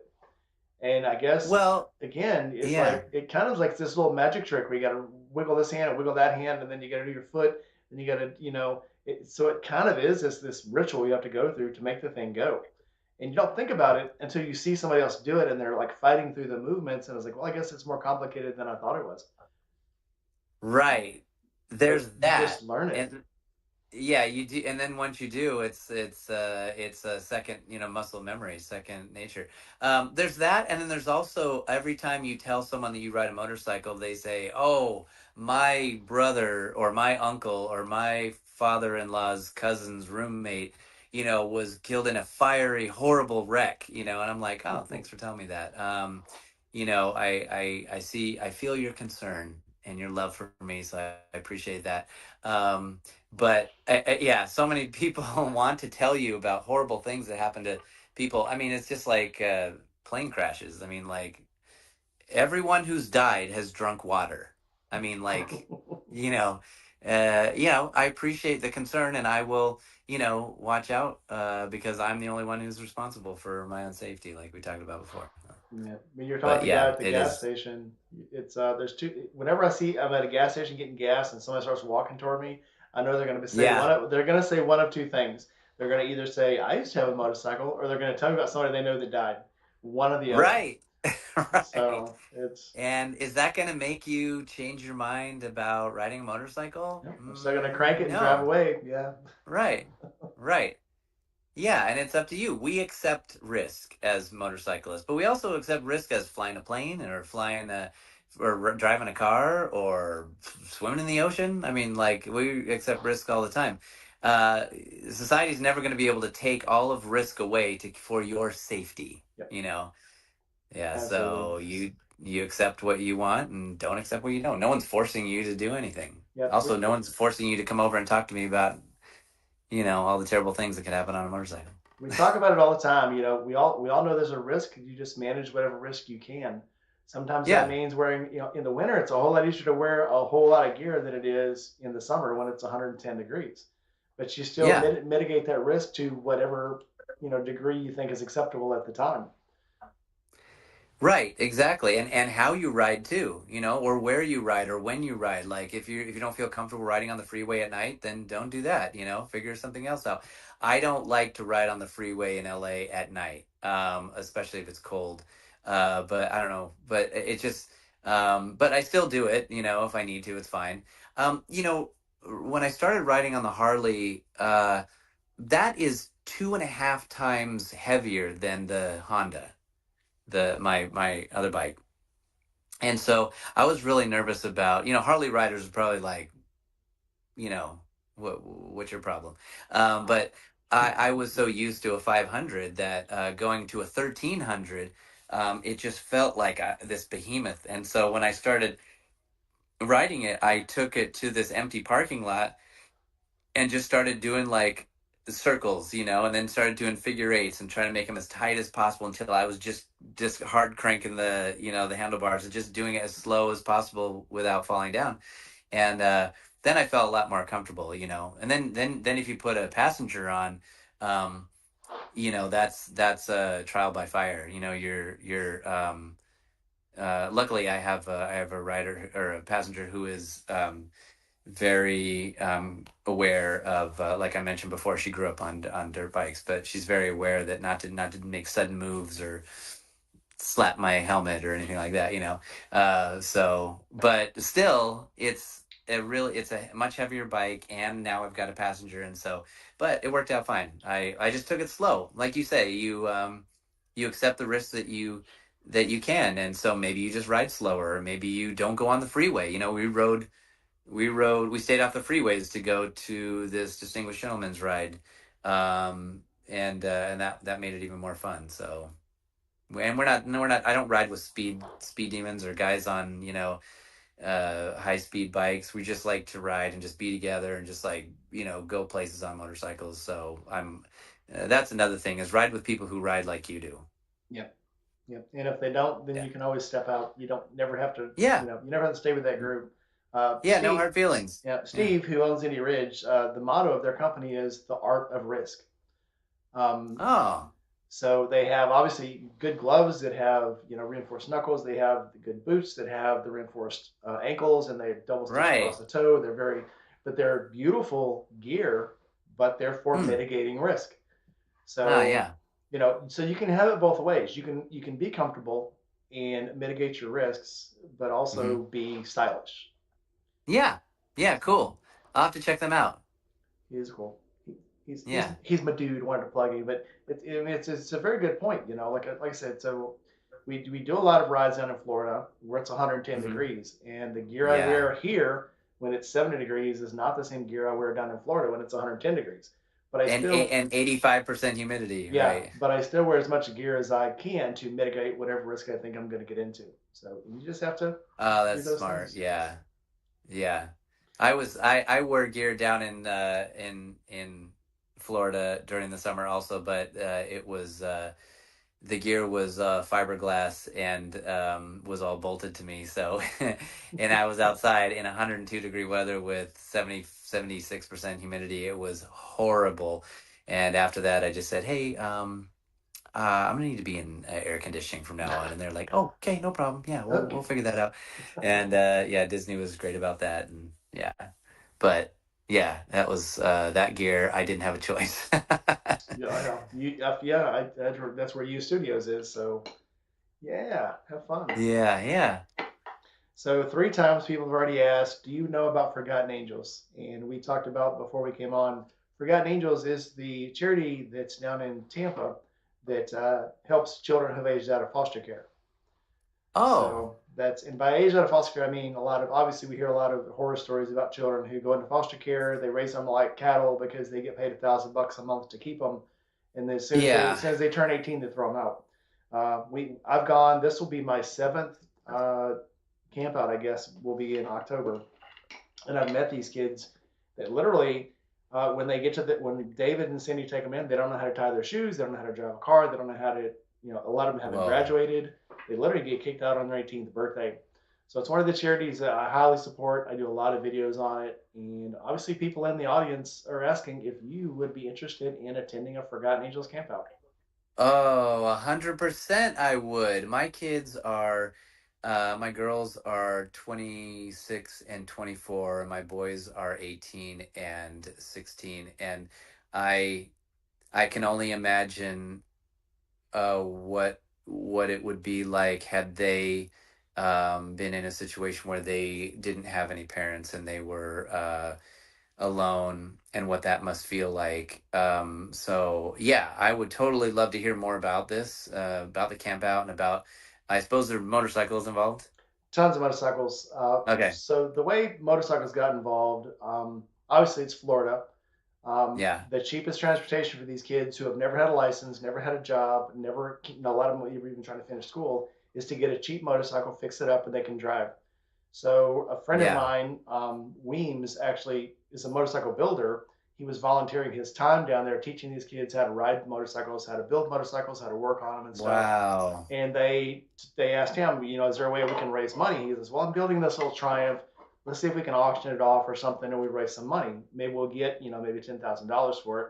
And they're like, Yeah. let's do a raffle. Let's call people in and let's see if they'll, come to the camp out and buy a raffle ticket. Yeah. The bike ended up raising, I think, $106,000, Oh my which gosh, which at that's which amazing. at that time was the most expensive Triumph in the world. It went to the Bartlett Right. Museum in Birmingham, and now it's actually, I think it's actually in Los Angeles now, a museum there, in a big motorcycle museum. So Ooh, I wonder if it's at the Peterson. it was at the it's the doggone hot dog bike from a David Mann painting. He actually recreates. He's recreated now, I think, three motorcycles from David Mann paintings. Oh, that's cool. So, and they are all. I mean, he's a top of the line builder. So he makes What's his really name? Weems. Why can I remember? Why can I remember Weems' first name now? Weems. Okay, well, I can remember It's that. but Yeah. it's Weems Motor Co. Is his company. Weems Motor Co. Okay, I'll look him up. But Yeah, and no, I would like to learn more about Forgotten Angels. Thank you very much for asking. okay, yeah, jump on my channel and go to any of the Forgotten Angels camp out videos, and it's a lot of fun because we literally we entertain ourselves while we're there. We have anywhere from we've had 250 to 400 people there, all a lot of them intense. I'm sure I can Oh, probably get you. Well, one of the things these kids do to try to help raise money is they own some properties down there, and they'll build houses and they'll buy old houses, fix them up, and turn them into being Airbnbs. And when Steve was down last time, they let him stay in one of the Airbnbs. So if you didn't want to stay in a tent, if you wanted to get some time to yourself, I'm sure we can get you one of the Airbnbs or one of the oh, that's tiny homes. cool. But they teach When these so kids. it's like, is it like motorcycle camping? It's motorcycle camp, and we drive our motorcycles out. It's a huge 17-acre property under trees by Oh, a big that's pond, and cool. we throw our tents out there and we camp out. There's entertainment. We have usually Friday night and Saturday night we have live performance. We do karaoke. There's cookouts. Nice. The tickets are like $100 a piece. Again, it's for charity, it's to raise money, but Yeah, you're literally entertained from Thursday morning to Sunday morning, noonish, even sometimes after. But I it's love it. but yeah, Oh yeah. we do motorcycle games, we do of course, barrel races, we do the slow race, we do the keg push, we do tug of war. We did last year. We did cornhole on a motorcycle, where you drive by on a motorcycle and you're playing cornhole as you pass. We do a lot Yeah. of fun stuff. So it's you look it up Oh, on that my sounds awesome. check it on my channel. You can see the stuff we do. But literally, it's like we're playing the whole time with air. We go for motorcycle rides. We go out for rides to dinner, rides for breakfast. We have a onesie ride. Uh, I would say you could wear one of the droid suits. That'd be very uncomfortable. But we go out for yeah. breakfast. We wear onesies. It's a lot of fun. Um, I think we're pretty entertaining people. So That's funny. I'll go check it out. Thank you very much for the invitation. it is a lot of fun. And if you do decide to go, I promise you, even if you fly there, we'll get you a motorcycle to ride while you're there. Probably your Oh, pick. cool. And again, when we're there, any bike that you see, if you want to ride, say, hey, can I ride your bike? And they're going to tell you almost 100%, yes, take it out. I Oh, had, wow. I I, love that. I have a Oh BM. man. Right now, where is it in Florida? It's actually in Valrico, Florida. It's right outside Tampa. Oh, Tampa. Okay, yeah. So yeah, I had Cool. probably six people ride my. I have a BMW K16, and I had like Oh, six people ride it last time. I rode other people's nice. bikes. They give away bikes all the time. Again, that they raffle bikes off about every month or 2 months, depending on how they get them, and they can raffle Jeez. them. So there's lots of bikes on the property that people haven't picked up yet, or they fixed up and said donate it right back to the charity, and they just stay Oh, there. So there's bikes everywhere down there. So oh, that's awesome. That come, sounds like my kind of place. I would love it. yeah, fly in. Don't even, yeah, if you don't want to bring the bike, obviously fly in. We'll get you to the property. We can make a thing of this. It'll be kind of fun. Oh, that's cool. Yeah, thank you very much. No, I love get-togethers, especially with motorcycles, and especially when it's charity. That just makes the whole day even better. So, yeah, I would love to learn more about this. So, like when it is and all that stuff. So, Yeah. I'll look it up. One of my one of my people said Jared Weems. I'm still kind of nervous. I can't think of names, but it was Oh, Jared Jared Weems. Weems. Jared Weems Okay. is it's Weems Motor Co. Again, it's he built some really nice stuff, and a lot of it it's old Triumphs. He pretty much sticks to old Triumphs, and Oh, he okay. he has one that was owned by a Hell's Angel that went to jail. Oh, And when the guy went to jail, the county seized his bike. They kept it. They finally sold it at auction. He became a judge. So I want to say it's a 1942 Triumph, oh, and he gosh. kept it in Wow. the original condition, the original patina. He didn't do a thing to it, and Jeez. he fixed it up where it would run. And he drives that thing around now. That's one of his show bikes. But anyway, Wow. I promise you a good time. Wow. I promise you a Oh, good that time if sounds you go. great. Thank you. That sounds great. And now, have you heard of the film coming up, The Bike Riders? Yes, I actually have a friend With who from Florence, Kentucky, who acted in that one. Oh, He really? was one of the background Oh, guys. He was telling us about when he went for the rehearsal. They said you have to know how to ride an old jockey mm, shift 50s motorcycle, and mm, and they took him out on a course, and you had to show that you could ride the motorcycle. So it I would was. learn that immediately. If I'm sure it's a lot Yeah. of fun. Yep. Yeah. Yeah, cool. Anyway, I'm really looking forward to it. And then also Furiosa, it's another film coming out that has motorcycles in it too. So it Oh seems yeah, like a good summer for motorcycle movies. it is. Uh, It is. yeah, yeah. Well, They can let cool. they can put a motorcycle in Deadpool. Would be good to go. Right. Yeah. All right, we'll get back to our Yes. questions. I'm sure Okay. people are having fun, but Yeah. all right. Where did we leave off? We'll do rapid fire. What bike do you think is the most reliable? Oh man, I don't have any experience on bikes that are newer than 30 years old, so I guess I would say, um, I mean, I'm new to Harleys, so I don't know. I guess I would say Honda. But That's a popular y- answer. yeah. Oh, okay. All right. Not too bad. No, go ahead. Go ahead. I Yeah. didn't mean to cut you off. No, I mean, I have very limited knowledge on a range of motorcycles, so brands. I would say, uh, I think the Royal Enfields, because they've completely redone them for U.S. distribution, they're an 180-degree different motorcycle now. They're Absolutely. a lot more reliable. So I would love to ride a Royal Enfield, a new Royal Enfield. But yeah, I mean that's the reason I got my Honda, and is because I knew it was going to be reliable, and it was. It Good has answer. been, still is. Yeah, Good answer. yeah. If you could go anywhere on a motorcycle today, starting anywhere, ending anywhere, where would it be? Oh gosh. I mean anywhere. Jeez. Like I mentioned, I would love to go to the Himalayas on a motorcycle, ride that. But gosh, I know I've said this before, but I really like to go back to the beach and ride, and just ride all weekend, and not during like a bike fest or something. Just like me on a weekday when it's not busy and I can just do it. That's what I would want to do. But um, I'd also like to go out to the desert, the dry lake beds of the desert out here in California, Southern California. Anyway, Mirage dry lake bed. Bonneville Salt Flats. I'd love to ride there, and just open it up and go as fast as I possibly can.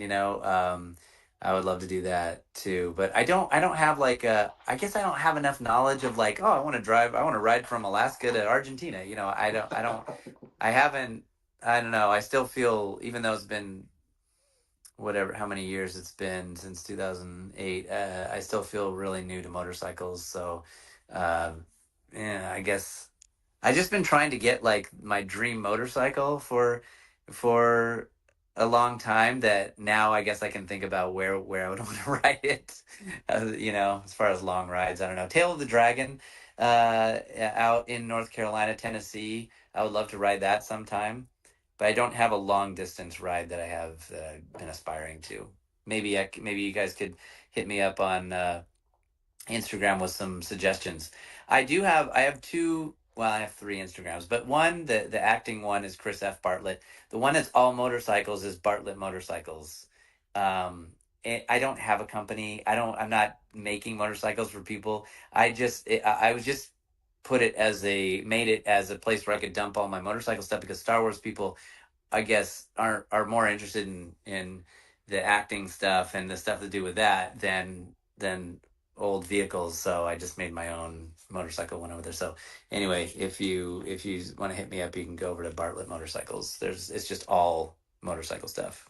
Well, Mine. we're all definitely so I'm lucky enough to live right outside of Memphis, and a lot of us are from Ohio, Memphis, Mississippi, Uh-huh. Georgia, and we're actually planning a Route 66 ride to come out to Los Angeles to see Yeah. my buddy Steve. And it's a historic route. So literally, once Yes. you leave Memphis, within like an hour, you're on Route 66, and then it goes That's all the way. incredible. So we're Great planning, idea. yeah. So we're planning that ride, and it's gonna be epic. I'm gonna take 2 weeks When's that? off. What? It's Or still you don't have a date? it's still in the works. Yeah, Okay. yeah. It's So one of those the end things. of Route Six, sorry, the end of Route 66 is the Santa Monica Pier, where we had the Distinguished Gentleman's Ride start and end in Los Angeles here. So if you keep going, you're gonna go right, right through my area. So just please send me a note. I would love to meet you up. I'd ride out to meet you wherever you are starting to come in, and then we could ride in together. That'd be really fun. Absolutely. I had a question from the Yeah. audience. Do you Mhm. have any plans to make a Star Wars themed bike, or to paint one up in a Star Wars theme? Oh man, I don't have a plan, but there was a guy. So I do Comic Cons, where in between filming, I go and meet fans, and we get to talk about the show and talk about their Funkos, maybe if they and stuff like that. But there was this bike builder who was at a Comic Con I was at recently, and he was going to do a C-3PO Harley Heritage Softail, and I was like, that's Incredible, I think. I don't know. Do those two go together? Sure. There would be a lot of gold chrome, I think. There'd have to be legitimate. Um, I don't know. I think I did do some motorcycle designs that I like stuff that looks like it could fit in any time period that isn't like Star Wars, Star Wars, Star Wars, or like, big logos or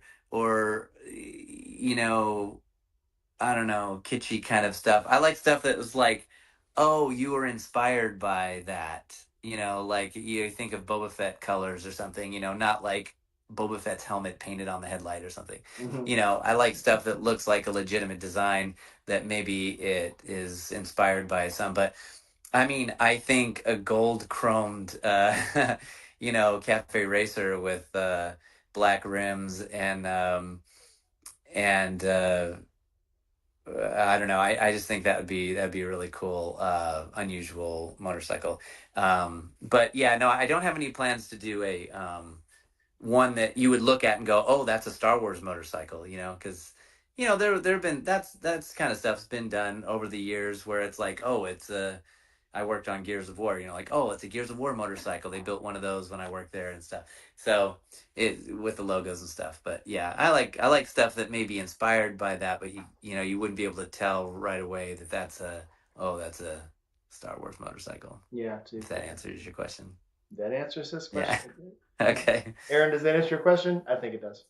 He says he Yeah. followed you, so I'd say that follows. Oh, cool. I had Okay. I had a question for you. So tell us Yeah. about the Falcon van. Okay. Like I said, it's a 1962 Ford Econoline window van. It's the Ford answer to the Volkswagen bus, and I those are pretty much unobtainium. Those are can range. I know. I mean, totally rusted out and or like no engine or whatever. Those are out of my price range already. So but I always liked the Ford Econoline because it has a really weird shape to it. It looks kind of like a bread box. They made it. It's the same van from 1961 to 1967. It didn't change shape or anything. Um, and the engine sits right between the two people in the front seat. So anyway, I always liked those, and so I got one in 2021, and I had been restoring it, and so the my other Instagram is my car stuff. Again, I don't know. I don't get Instagram other than I play it like a game because my day job has been in video games for so long. I play it like a game, like wonder if this will hit the numbers that I think. I don't have my self-worth tied up in in likes and stuff, but um, so I have an Instagram for my car stuff, which is called the Falcon Van, and the Falcon van has my car stuff on it. And so there you can see a whole bunch of stuff. So what I did was I mentioned Ewan McGregor earlier. We worked together on Kenobi and on another project for VW, and we really connected on old cars, especially old vans. And he has Volkswagens, and I have the Ford, the Econoline, and his philosophy is I like to leave it all original on the outside, whether it's patina or, patch paint or whatever. But on the inside, it's all clean and new. And so I like that. And so that's what I've been doing on this one. It's all original paint, original patina. And patina, for people who don't know, is non destructive rust. So it's just surface, where you rested your sweaty arm on the window, and it's just surface discoloration. It's not deconstructed or destroying. And and then on the inside, what I did was I totally redid all the interior upholstery and stuff in white vinyl, tuck and roll, and then did the floor recently in all seagrass um, material. It's not grass like green grass like hippie van. It's like seagrass. It's like woven like a rug you might have out outdoors or something. And then what else? Oh, and then I've just been doing engine stuff to it. But anyway, it's a great running vehicle. Oh, and it came with a pop top that was installed in 1962. So it's all the era that I really like, and it's a lot of fun. I've taken my motorcycle out camping in it. The way that I got it was I found it after looking for and refreshing every day for, which I get hyper focused on stuff like I did with the Harley and yeah, and so I every day I was checking, and then this one popped up, and it was in San Diego, which is like 3 hours away. So I rode my motorcycle down. I just remember this is a motorcycle story. I rode my motorcycle down 3 hours to look at this van. If I didn't like it, I could just ride back. If I did like it, I could load the bike in the back of the van and then drive the van back, which is what I ended up doing, and it was just it was great. It was like I love being a motorcycle rider and then being able to have the freedom to do stuff like this. So, thankfully, the van made it back, and then I've just been driving it ever since. Very cool. Yeah, it does look very cool. So someone tried to Thanks. steal it a while back. But you got it back. What Yeah, happened thanks to there? LAPD. LAPD was able to recover it very quickly. Didn't get far, so It's that's very good. unique. It's a very unique van. That's kind of hard to get away with. Yeah, yeah, it didn't make it far, like I said, and when I called the police, they said, "Okay, thanks for the report." And like a couple hours later, they said, "Oh, we picked it up. We found it. That someone had just dropped it off. Like stopped driving it." So, okay, cool. Like, That's great. I'm glad convenient. it wasn't like stripped or destroyed or wrecked. Yeah, You know. like you said, that's unobtainium. That's just not something you could replace. Well, they took the fenders off, took the quarter panels off. Yeah, I'm just gonna go get on eBay and just buy some more. Well, thankfully, I mean, the old cars that I and vehicles I like, I usually don't get, I never get obscure vehicles that I've driven old cars since I was in high school, and I don't get obscure vehicles with hard to find parts, so I drive a Ford, I have a 58 Plymouth, I have a 67 Datsun, and then I have a Harley and a Honda. So, you can find parts for those all over the place. Uh, so thankfully, yeah, it's been able to keep. That's how I've been able to keep them all running. Cool. So yeah. All right. So getting back to the questions, have you inspired anyone to ride or wrench on their own bikes? Like I mentioned, my sons, I did, and they now my oldest son wants to ride a motorcycle, and he's 18, and I'm like, oh, what do you want to ride? And he's like, oh, I want a Gixxer, or I want a BMW something brand new. And I was like, oh, what do you like about those? And he was like, oh, they're really fast. And I was like, crap.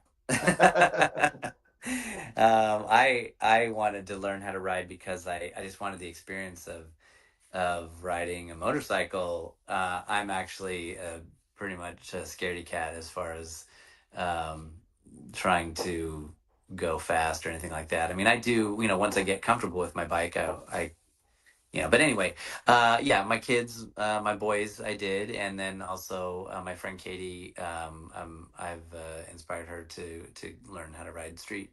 So, um, oh, and then also my buddy Chris Sanders. Chris Sanders has been my R2D2 performer for many many years with Lucasfilm, and so when we were both traveling down to Florida for Disney, he got a motorcycle so we could both ride down there or take our motorcycles down and then ride them on the beach and stuff. So yeah, I guess three people. I don't know. Maybe there's other people who picked it up and didn't let me know. But those are the people, or four people, that I've known specifically. Yeah. Okay, cool. Who's your favorite person to ride with? Oh, now you're gonna make my other friends feel bad. Okay, we don't have to answer that one. Okay. Well, okay. We'll say my friend Katie. Okay. We just went for our first ride on the Harley yesterday, and then also she's ridden with me on the back of the Bartlett. But that's a cafe racer, and that's kind of a leaning forward kind of a ride. You're up on a loaf of bread basically on top of a motorcycle instead of sitting kind of back on a Harley, and that's more comfortable, I would say. So no, she I guess, but in terms of other riders, yeah, I got like four guys that we always go out all together. So there's some that I've ridden with more, but no one that I like more than others, I guess, because we all ride the same. So, but we all have the same kind of like style. We're all, we all have we're all Gen X. We all have a love for, you know, I don't know, pre 67, era things. And so they're all great guys to ride with, and they're very, very experienced, and just we have great talks. And yeah, they're a bunch of good guys. Very cool. It's good to have friends that have common interests, especially Yeah. for something like that. You can call people up and go, "Hey, let's go for a ride." Well, Instagram oddly has been great for that. I've met all these guys through Instagram. You find things that you really like, and then somehow the algorithm is showing you other people that like the same things you like, and so that's I'd say that's a nice thing about Instagram. Yeah, I've had gained some great relationships, lifelong relationships with people just from. It's not a plug for Instagram. I'm just saying it's my main tool of communication, I think, and community building. No, I would agree. The group I hang out with now, the Forgotten Angels group, they live in Ohio, they live in Wisconsin, they live in Michigan, they live in Massachusetts, they live in New Jersey, and we meet up. Literally, I think we meet up like once a month, once every other month, somewhere, and we all meet Hmm. up together. And it's a cool thing. We Cool. have little mini meetups. So yeah, definitely Instagram, Facebook, YouTube, definitely makes the world smaller, I guess. Yeah. So I think that's a great thing about social media. There's a lot of other things that are not great, especially for kids. But for responsible, uh, mentally healthy adults, it can be a great thing for building small communities of like-minded people. absolutely, it's like the old Yeah, Yahoo chat groups on it. You probably remember those. yeah, that's right. I Yeah. mean, we're old guys now, I Those don't think. exist anymore. Like the old or what was it? AOL groups, AOL chat rooms Yeah, and stuff. That's chat a long way rooms. back. Yeah, it was. Yeah. All I was going right. to show you a helmet. Can I Oh, show you a yes, helmet? absolutely. All right. All right, this is one of the helmets, one of the production made helmets that I wore on Mandalorian season 1, and it's very much like a motorcycle helmet, right? I've got a Yeah. visor here. When this was all chrome, I had it chrome so I could see through it motorcycle visor. But anyway, yeah. So it's not a lot of ventilation, but yeah, this is one of the helmets I wore. Here, I'll show you another one here. Um, this one is I wore on Kenobi with Ewan McGregor, and this is I played a bounty hunter named One Jack, who looks very much like. This is a deep cut for Star Wars nerds, who looks very much like Forlom, who was the bounty hunter in Empire Strikes Back. So this is one of the production helmets that I wore for that. And so, I'm used to wearing helmets. And this one, I can just see out the nose here, and a couple of the wrinkles I can see through. You can't see them here, but I can see through those. So I'm doing all my own stunts. I did a really harsh death in this one, and where all morning I'm getting shot and falling on the hard ground in these fiberglass over and over and over and over. And one of the first times where it happened, it looks really violent because I'm smashing on the ground with no pad because reasons. But anyway, so Reality.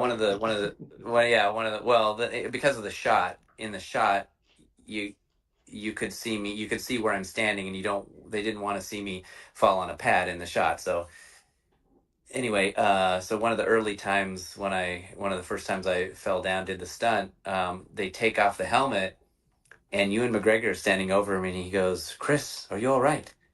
And I said, Yes, yes, Obi-Wan. Thank you very much for checking on me. That was really great. Even though I'm trying to kill you. But anyway, so all day I was dying in front of you and McGregor over and over and over, and that was a lot of fun. But yeah, this is one of those, and the way that it comes apart is there's it comes. This is like a lot of the helmets breaks in half like this. See, Mhm. so you can see inside. But that's how you put it on because you can't fit your whole head through this little hole here. So it's a two-part kind of a helmet. So and it goes back together like how's that go? I'm not usually putting it on myself. There we go. Yeah. So anyway, That's I too thought you guys would cool. like to see that. Oh Yeah. yeah. Oh, Yep. cool. Sprinkle said this stuff is so cool. Oh, So great. Sprinkles cycle. He's a big time biker dude, and he got the Okay. name Sprinkles because they would go out for rides and stop at donut places. He'd always get a pink sprinkled donut like Homer Simpson. So that he Nice. got his ride name as Sprinkles. So That's great. Well, takes. Sprinkles, thanks for watching. All right. If you could tell a new rider one thing that you had to learn the hard way, what would it be? You will go where you're looking. Whatever, this works for life too. Whatever you're focused on, that's where you're headed. So if you're like, you're driving and you notice, wow, that's a really beautiful cliff over there. Look at that view or that cliff, and you're riding, you're going to head towards that. Point fixation. So Yep. yeah, point of fixation, right. So it's fun to take a passenger. They can enjoy the view. And but yeah, that's why you got to stop. That's why you have little stops along the way so you can enjoy the view without fixating on it. But I mean that's why they say, on when you're turning on a motorcycle, look where you want to go, you know, look where you're headed, look, and your body just naturally goes that way. It's so much easier for your bike to follow where you're looking than to look at your bike and make it go over that way, so it seems like such a rudimentary thing, but it really is something that new riders don't realize because you're worried about working the motorcycle instead of look ahead where you want to go. That is such a life philosophy, right? Yep. Yeah. Don't get all hung up in the mechanics of what's happening right here in front of you. Look where you want to go, stay focused on that, you'll get there. Very good advice. Yeah. What is one thing most people may not know about you? I think we've talked about all of them tonight. One thing after all that someone might not know. Gosh. Uh, I don't know. I love to draw. I'm pretty good at drawing. I I created this big poster up here. I recently finished and it just launched on May the 4th, a Star Wars holiday, basically. May the 4th be with you. There was a project with an apparel company called Roosevelt's where I designed a shirt, and it was one of the shirts they launched on May the 4th, which is just drawings of droids that I did like straight out of my sketchbook, and then they put it together in a cool pattern on a shirt, and you can get a T-shirt and stuff. So yeah, if you look up Roosevelt's May the 4th, or I guess you could find it on my Instagram too. You'll see wearing the shirt. Yeah. So I mean, I have so many things that I'm interested in, and I like to do all of them. And so I may not be an expert in all of them, but I can do all of them good enough, and sometimes good enough's enough. It works for me. Yeah, Yeah, I've always said if you do the things you love, you'll never be bored and you'll never be out of work. yeah. That's something my dad told me. Like when I was in college, and I loved to draw, and I wanted to be an artist, and I went to my dad, and I was like, maybe I should be an optometrist or something that I could like make sure and make money, and he was like, no, do what you are good at, and it doesn't matter. Eventually, you will have a great life going to work because I know what it's like to go to work every day and not enjoy what you do for a living. He was a an auditor for the federal government. Nice. So Popular guy. Yeah. yeah, right. Every time he walked in a room, people were like scattered. So he's like he didn't like his job, but it was great advice. And I have great, really supportive parents that are, you know, always cheerleading from the side. And if I hadn't had parents who were like, do what you enjoy doing, do what you're good at. It's okay to try other stuff, try whatever you want. And it took me, you know, lots of tries to, I wouldn't have never tried riding a motorcycle. I would have never tried building costumes that eventually led into being cast as one of two people to play this iconic Star Wars character, C-3PO. So I am really grateful for parents that encourage me. Because, like, what's the worst that could happen? What's the worst that could happen? I become a struggling comic book artist or something, I mean, that's not the end of the world. It could have, you can always, I think we try and sometimes steer our kids or young people into the thing that we want them to do or that we wish we could have done. And then we think that because we're so afraid of them failing, right? Yeah. We're really afraid of us failing.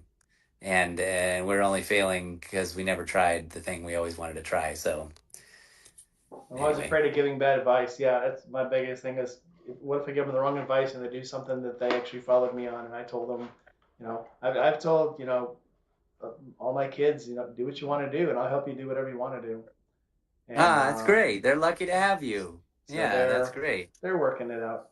So How many kids do you have? so I have two stepchildren and two daughters. And Yeah. my middle daughter now is a paramedic. She started out because she started, she graduated, was working in a bowling alley in a cafe, and I was like, what do you want to do? And she goes, well, I really want to get into medical. And I said, okay. So we paid for her to take her first aid, then we paid for her EMR license and then her training, and then she wanted to go to Ah, EMT yeah. school. So we're like, okay, we'll pay for your EMT school. And then she Yeah. did so well in EMT school that they paid for her to go to paramedic school. So now she's a paramedic, Wow. and she doesn't know how far she wants to go with this. She was Hmm. saying doctor, nurse, whatever, but now she's like, I Yeah. think I want to sit here for a while. And I'm like, no problem with that. If you're happy where you are Nice. and you're doing a good job and you're happy, sit here for a while. Yeah. Because I know as old as we are, um, my taste change every once in a while. I want to do something different, but it always kind of seems the same. Yeah. I'm always in maintenance, electrical, electronics. Plus, I also love doing this. So, nothing holds me back. I do what I want to do, and if it gets bored, I try something else. But it's kind of always almost in the same field. So, I've always been Oh, successful because I love what I'm doing. I love working with my hands. yeah. I love creating things. I love fabricating, and it's just worked out for me. Well, and people like to be around people who enjoy what they're doing. Yes.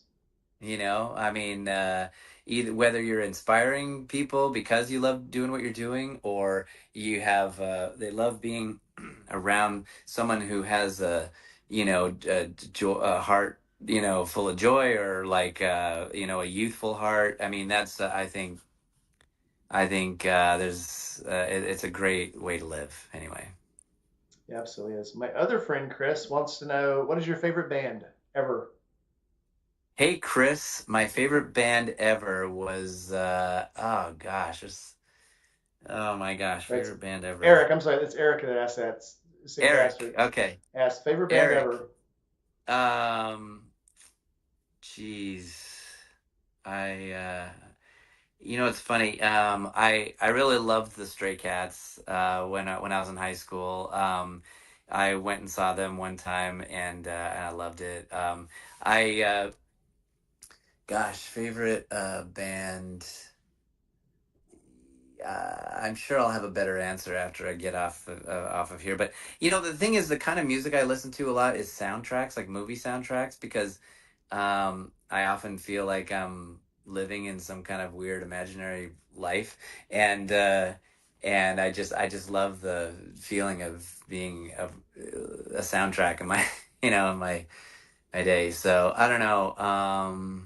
Yeah, and that's the thing is I grew up as a musician, but I always loved playing like rockabilly and and like swing music from like Glenn Miller kind of music from the 40s. And Cool. so sorry, I don't have a better answer for you, but yeah, Stray Cats is the one that first comes to mind. Yeah. Works for me. So speaking of soundtracks, what is your favorite soundtrack? Oh, really? I really like the James Bond soundtracks because there's such a range, it feels like, of movements there. Um, John Williams will always be the composer of my childhood soundtrack, in my life, I feel. And so, Indiana Jones or Star Wars has been really some of my favorites all time. But I like all the James Bond soundtracks. Um, Gosh, what else do I like? I think so far, yeah, that's if I think of something else, I'll tell you. Okay, good enough. Yeah. Let's see. If you could buy any bike right now, you wouldn't have to ride it all the time, but you could never sell it. What would it be? You'd have to own it forever. Oh, if I could buy any bike right now, Yep. is money no object? Money is no object, but you have to own this Oh, forever. You okay. can't sell it. You do have to ride it every once in a while. It's got to be a Yeah, yeah. rideable bike. I would say Panhead Harley. Okay. So 1950s era Harley Davidson would be the one that I would buy and keep forever. Good answer. Like, could be stock. I mean, because I that's why I'm looking so forward to the film coming up, the Bike Riders, because that's a lot of the bikes are in there, are panheads. So anyway, yeah, that's what I would say. Okay. I'll accept your answer. Thanks. So, almost to that answer, kind of the same. What bike would you want to ride just once, knowing you could never afford it or ride it again? We're talking about Yeah. something So so obscure, so old, so fragile, or so mean uh, that once you got off of it, you're done. You won't get back on um,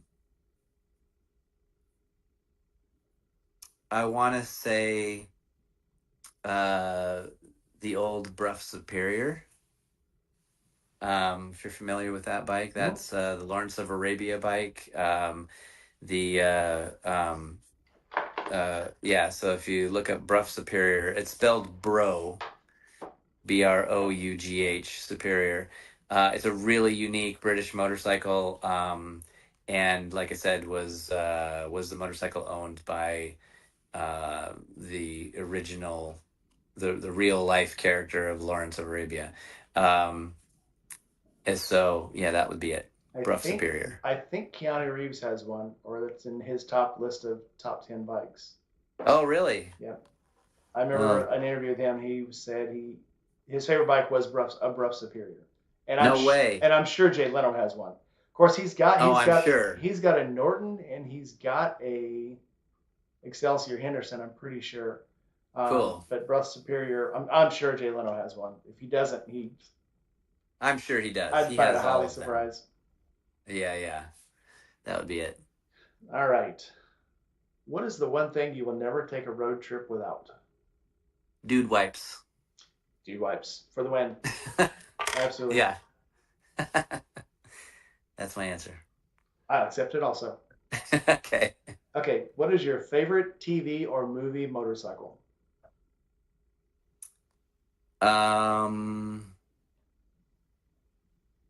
my favorite movie motorcycle would probably be the Bat Pod in Batman Begins.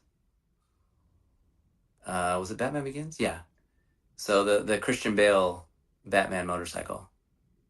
That was It nice. is it's based on a Honda motorcycle with obviously big giant uh, off-road tires, wheels with the corners shaved off so they could lean it and turn. Yeah, I guess that would be, because it's so weird. And it just was so. It just really affected me when I first saw it. I was like, gosh, that's such a great looking vehicle, you know. It was very So cool. Yeah.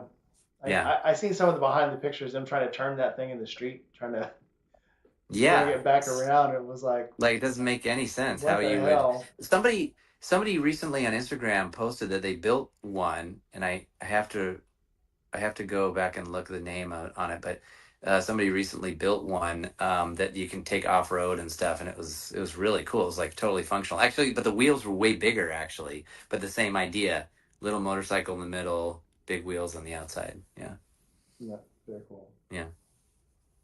All right, last question. I had another Hmm. question, but I'm taking up all your time. But Okay, who would you like to ride with, alive or dead? alive. Ewan McGregor, because I felt like we connected on old vehicles, and I told him, you don't live that far from me. We should go for a ride sometime. And he was like, "Oh yeah, yeah," and then I didn't get his contact information, so I would love to go for a ride with you. And Keanu also a big rider, so I would love to ride with him sometime. Um, Dead. Uh, hmm. Steve McQueen. That's probably a cliche answer, but Not cliche. Not cliche for people who understand. So yeah, sad. yeah. I would love to go for a ride with him. I think that's. I'm sure I'll think of You always do. Yes. cool answers afterwards, but yeah, no, that's the first thing that come to my mind. Yeah. All right. Last question. What is your favorite science fiction series or show that is not Star Wars related? Oh, not Star Wars related. I really loved the film Oblivion from a few years ago with Tom Cruise. I love the whole premise of it, but the design of it was outstanding. I loved the design work by Daniel Simon, who designed the ships and the vehicles and stuff. Um, and so yeah, that was one of my favorite films. And That one had a motorcycle in it too, didn't it? it did, and it was It built by did. Glory Motors, or Glory. I think it was Glory Motors here in Los Angeles. Built it, and Tom Cruise did his own stunts on that too. So yeah, I just really love that film, and it's not Star Wars related. Um, Trying to think of another one. Um, yeah, I'll go with Oblivion. Oblivion's good enough. All right. Now, do you have Yeah. any questions for me? I want to get the information on Forgotten Angels, and when you're gonna let me know when you're gonna come out to on the Route 66, because like I said, I want to ride out part way and meet you and then ride back in. Um, and yeah, if you could, if you told me about your kids, that's great. And it was great that I got a question from your wife. Um, and I got to know your birthday. So Yeah. that's the yeah. Now, which motorcycles do you ride? I have a BMW K1600. It is my Oh, you fourth. said that. It's my fourth BMW, and I have a Harley Sportster, which was actually Oh, right. my first Harley. Cool. I've had probably 22 bikes in my life. I started Oh, riding when I was like 12, and yeah. I have just been, it's blessed, gifted, whatever you want to call it. But I've been lucky enough Yeah. to have motorcycles from the time I was 12 until now, with the exception of a very short time where I was married to a horrible, horrible woman who I'm not with anymore. So Well, and now you're happy and you have your motorcycles. yeah, Good. I tell everybody Good. I got rid of my bikes in February when I married her, and then I got rid of her, and then got a bike after I got this wife like a year later. So Well, I will say in the nicest way possible, um, my first wife, when I was 38 and the kids were all, born, and I said, I want to get a motorcycle. She goes, no. And I said, I don't accept that. So, so what do you do there? Like somebody is not going to get their way. And so I said, I'm gonna go ahead and do it. And then she was upset, but then, that wore off, I guess. But I think that was, the first time that we'd been together for several years at that point, obviously, because we had kids, and that was for me. Getting a motorcycle was the most empowering, and I'm standing up for myself to do a thing I want to do in my life that I had, or one of the things that were like that. And you get, when someone says no, no, you're not going to do that, no, like what, why can you not say no? I appreciate your opinion, but I am going to do this. And yeah, so that was sort of the beginning of Mm, I don't know. I don't know where that's going. That was one of the first things I realized. Like, look, I can do what I want to do, and I'm not being unreasonable. I'm not gambling. I'm not uh, going to do risky things or anything other than being on a motorcycle. But uh, you know, anyway, it was a core experience for me to say I'm going to get a motorcycle. Yeah, I and saw on and a billboard for a Harley place. This has been all over Instagram, but it said, "Buy the yeah, bike, buy the bike. She's going to be mad at you anyway." yeah, yeah, yeah, and ultimately led to greater happiness. Yeah, So all around, also found a really nice girl who loves motorcycles too. you just got lucky then. All right, Yeah. so final things. So before you go, so I have a couple things to give away. I have Oh, a Harley Davidson keychain, and I cool. have a Badass Moto kickstand plate. And I'm going to give Nice. those to the first person who, and you can tell me once we're off air, once we let go. But tell Okay. me the first character that Chris played in the Mandalorian series, season one. And I am 99% sure I know what this is. But once Yeah. we once we get off, Chris is going to tell me, and Yeah. then we'll go from there. So put your answer in the comments below. And so final thoughts, Chris. What do you think about motorcycle chats? Oh, it's great. This is my first one actually. I've done a lot of interviews and podcasts about Star Wars. So this is my first one about motorcycles, and I would love to do more. So thank you so much for reaching out to me. It means the world to me that you wanted to hear about this stuff and my opinions on that stuff. So thanks so much for everybody watching. And please do, like I said, Instagram is the place where I connect with people. The most of anything and almost exclusively. So please come. If you like Star Wars stuff, go look at Chris F. Bartlett on Instagram. If you like motorcycle stuff, go to Bartlett Motorcycles. um, and there's also links to the the Falcon van there too if you want Yeah. to see that. But anyway, I would just like to talk. I love talking to people who ride and like they have cool ideas or places to go or even charities like you're talking about. Like I'd love to hear about that stuff too. So thanks again for having me. I really appreciate it. It's been great talking to everybody that's been listening. I've had a ton of fun. All right, guys, we're going to go ahead and close this out. Chris, if you want to stay on for just a few minutes after we get off, Sure. I'll get some more information from you. But all right, guys, so like, comment, subscribe, hit that bell. Loose Juice put all of your links in the comments over here. So if you want to see any of the links to his Instagrams, Juice put them all in there. All right, Oh, guys, thank you, that's Mr. that Juice. is all. Yep, that's my other buddy who is up in Michigan. Ah, thank you. So, well, who will also be at the camp out if you go. So you can't you, Oh, you great. can't you Okay. can't miss him. He's just a few inches shorter than Peter Mayhew. So, Oh, okay. Okay, good. all right, guys, Thought you were gonna say Kenny Baker. Yeah. no, like, comment, subscribe, hit that bell, and I will see you guys on the next video. Bye bye. See you guys.